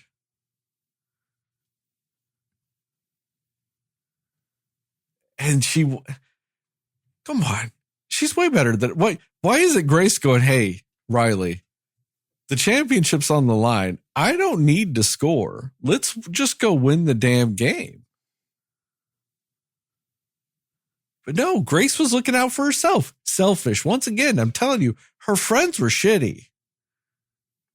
Yeah, and also I think it also plays kind of to, now that you're saying that, it also kind of plays to, I guess, how Riley plays. Maybe she plays her best when she's playing like that, you know, mindful of other people and stuff like that, because we saw how she played when she wasn't mindful of other people and anxiety was driving, and it was like, I got to score all these balls. She was ball hogging. She got ahead of herself. She got careless with the puck and whatnot, you know? So maybe she plays better too when, you know, when when she's facilitating more and being more of a leader and everybody is a well-oiled machine. Maybe she plays better when those aspects are there, you know. Maybe she's not a take over the game, you know, kind of player. That's not to the third movie when killer instinct and motivation and Gatorade emotions arrive and shit. You know, now, but right now, you know, this is how she plays, man. I want to see Riley, you know, in her senior year playing varsity for that state championship, and she gets that bitch emotion where she goes, I am that bitch, and just scores like 8 goals. That's what I want to see. That's that third movie gonna be crazy, dog. Because then we gotta grow up. We gotta have boyfriends or girlfriends. I don't know. You know, I don't know what Riley is. Well, based on how Disney will do it. No, she's straight because she likes dudes. Hey, she can still be bi. I do know. She can be bi. Yeah, she can still be bi. I don't know. You know, but we could discover something about ourselves. I don't know. But man, that third movie could be fire, bro. What about Inside Out 8 when the college years? Might get our first rated R Pixar movie. Dude, I think that would be tight though. I think they should skip and maybe. I think it would have been better if they skipped this one and went straight to high school. Like we're in high school and we're doing that. And then you get the third one where it's just college. I thought this was going to be her in high school. I didn't see like, I didn't really pay attention to like what her age was or anything like that in the trailers. But honestly, like I actually think the next one, it would be fine if it's her as an adult. Like maybe she has her own kid and we're seeing the perspective of the adult and the emotions going through her mind as an adult, you know, when she's more developed in that way. So I don't know. I think that'd be kind of cool. I would not be opposed to that if we got like a full on high school Inside Out, a full on college Inside Out. I know I was joking about the rated R, But, you know, legit, I think that the complexity of emotions when you're going to college and you're on your own for your first time and all this other stuff, I think that is an interesting well to tap. And I don't disagree with you, Heather. An Inside Out, I guess at that point would be 5 of Riley as an adult and getting married and having a kid. That would be interesting because you would get the elements of the emotions like we got from the mom and dad in these, but you would get them from the character that is the core character of the franchise. So you would get the more adult emotion. So maybe we find out, Jastin, like you said, they've just got Control Room B where all the other emotions, it's full of like 90 emotions and they're just sitting there waiting for their turn when they're needed and they just jump out and go. We could see all that.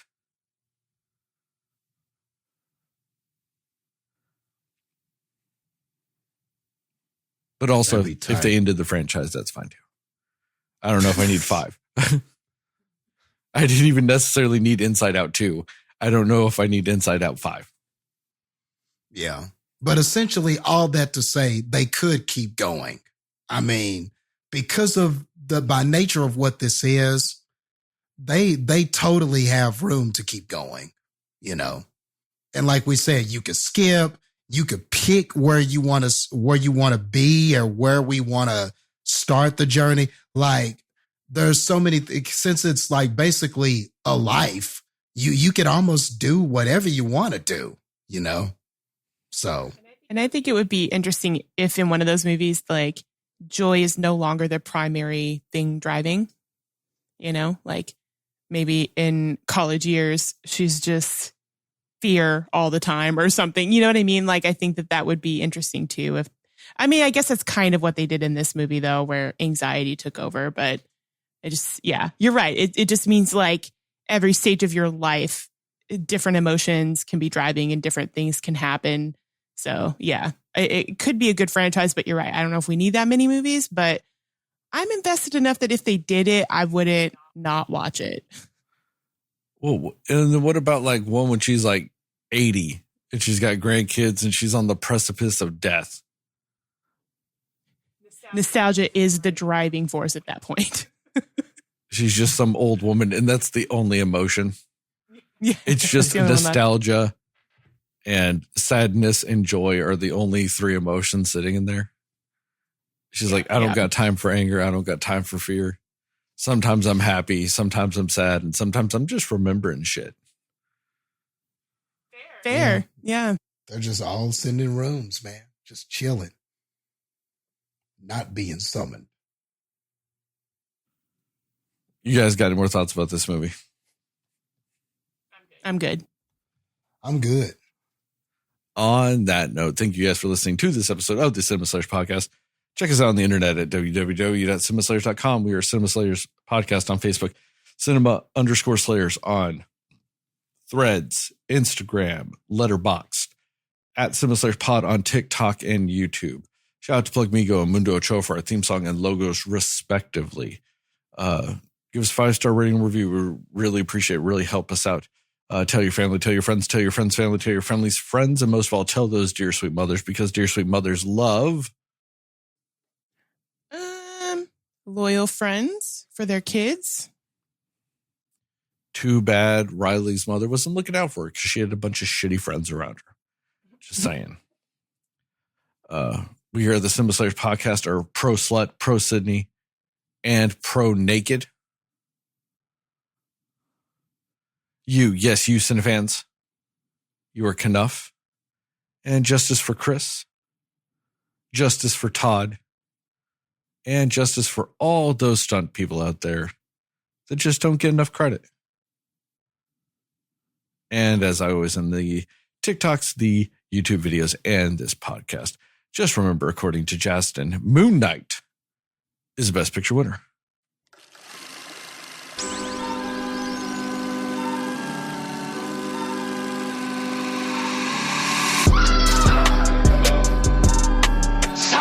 I'm looking forward to next week, Jastin. Nobody knows anything but you. All for you. Oh, yeah. Aren't we all? Just looking so forward to that. Cinema Slayers. The emotion that will be driving is anger. But I like how earlier when Sterling was alluding to it, you were acting like offended that he was saying it was not going to be an enjoyable 90-minute movie. You were like acting offended by that. I don't understand, Sterling. What does a movie have to do to impress you? Like, it's just, I mean, I don't understand why Tarot didn't hit your buttons. Yeah, you do, Jastin. You watched it too. I just don't know why it didn't hit every button for you. Justin, it did. Everything you want. It hit every button. Scary Ghosts. It hit every button, cards. Justin. Like if it was just if like my console was sitting there and it was just anger, and it was just hitting every button. Yep. Oh man. It was this weird thing of I'm going back, like if you wanted to use the Inside Out model, I was just going through disgust, anger, and ennui constantly. Yep, ennui constantly. Because why I get mad and then I just get bored. It's such a perplexing movie because I have never gotten so mad and so bored at the same time. Like,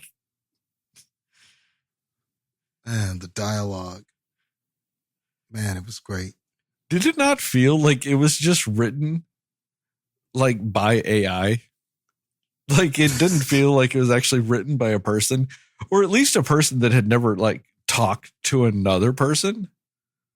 Yeah. Like it felt like it was written by somebody that just talks to a mannequin.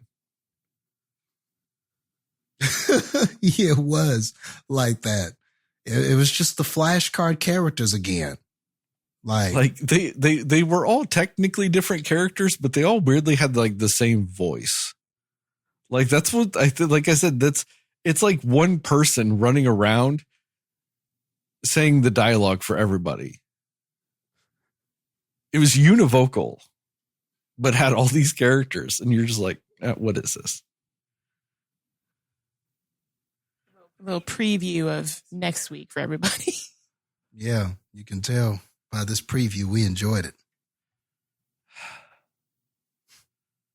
It's all your fault. I'm going to tell everybody right now, we are doing Tarot next week, all because Jastin made me fucking buy that movie, and then he was like, nah, I can't be on that podcast. And I went, no, we're saving it, so you have to fucking be on it. This is the sole reason why we're doing it.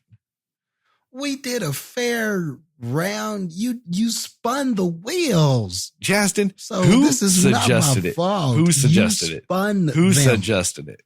You spun this into existence. Who suggested it? Why was Tarot on the wheel, Justin? But you spun it. I did, but why was it even on the wheel? It could have been. It could have been anything. It could have been the League of Extraordinary Gentlemen. But you spun it, Sterling. You spun this.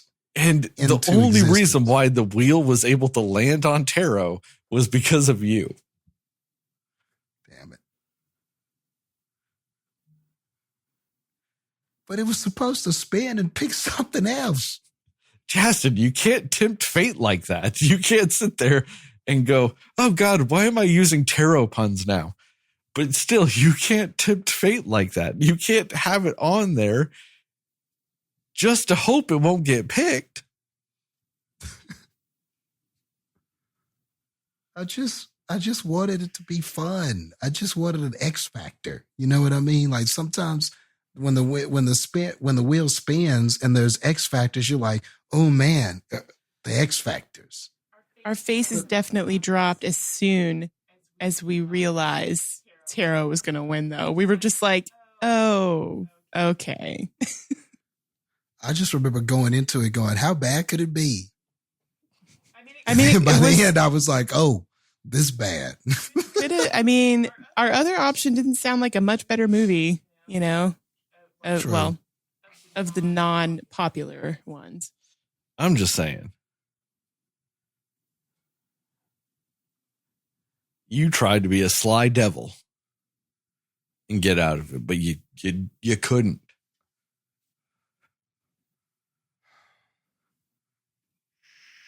Stupid spin wheel. You tried to pull a Grayson. What was the goalie's name? What was her name? Suzanne.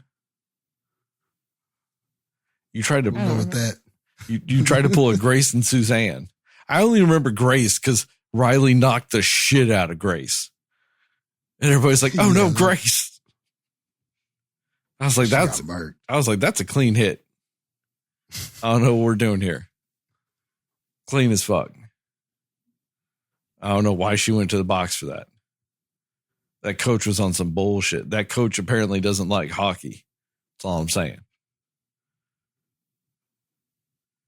But Grace and Susan, you tried to be like Grace and Susan. You tried to be like, sorry, guys, I'm going to a different high school for that episode. No. I went and talked to the school board. Got you transferred back to the school.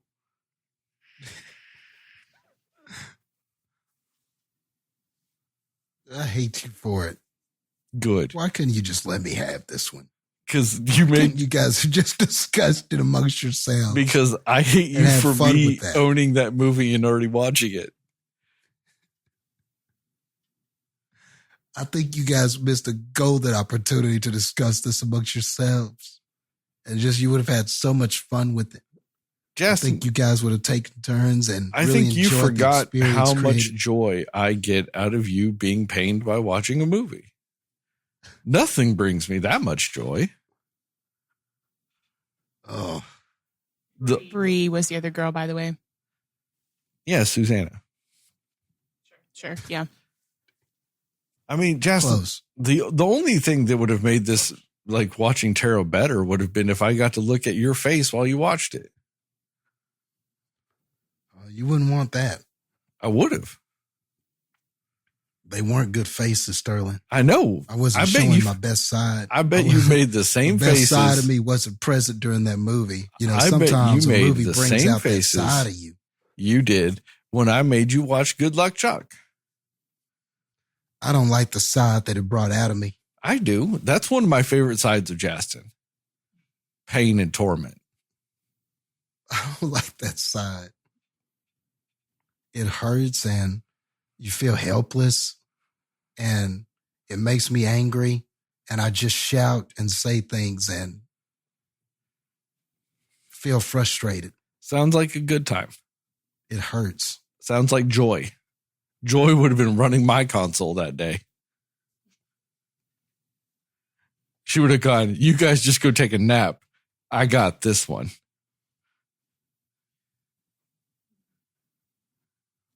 I'm going to put everything in an inside out lens now.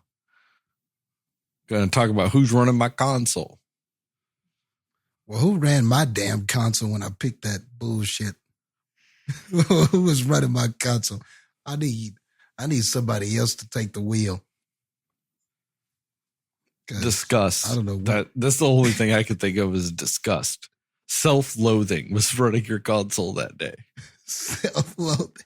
Yeah, one of those complex ones that shows embarrassment. Yeah, I sure am now. All right, I'm out of here.